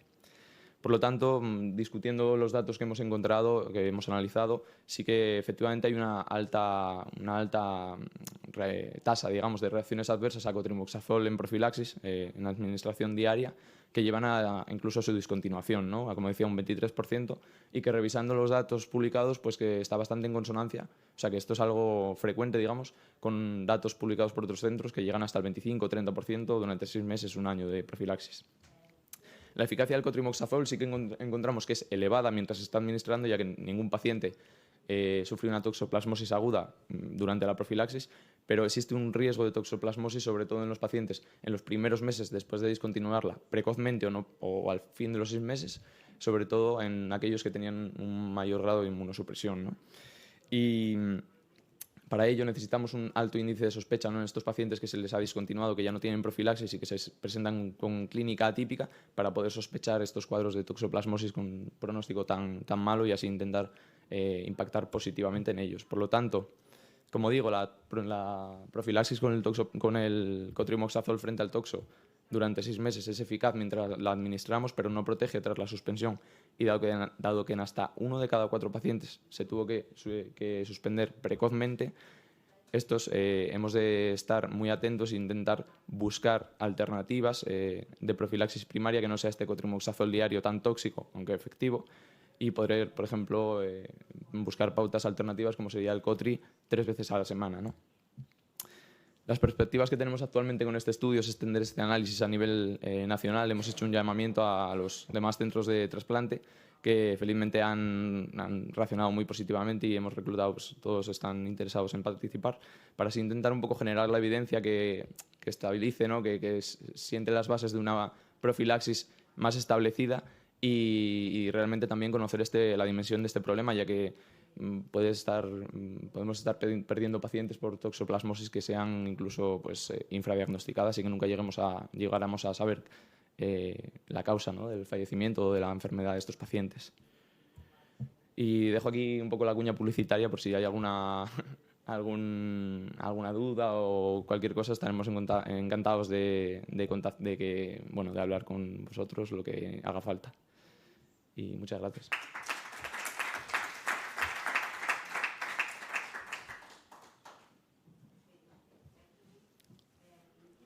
Muchas gracias por la presentación. Quería preguntaros si en algún paciente que no tolera el cotrimoxazol os habéis planteado la atovaquona y si tenéis experiencia.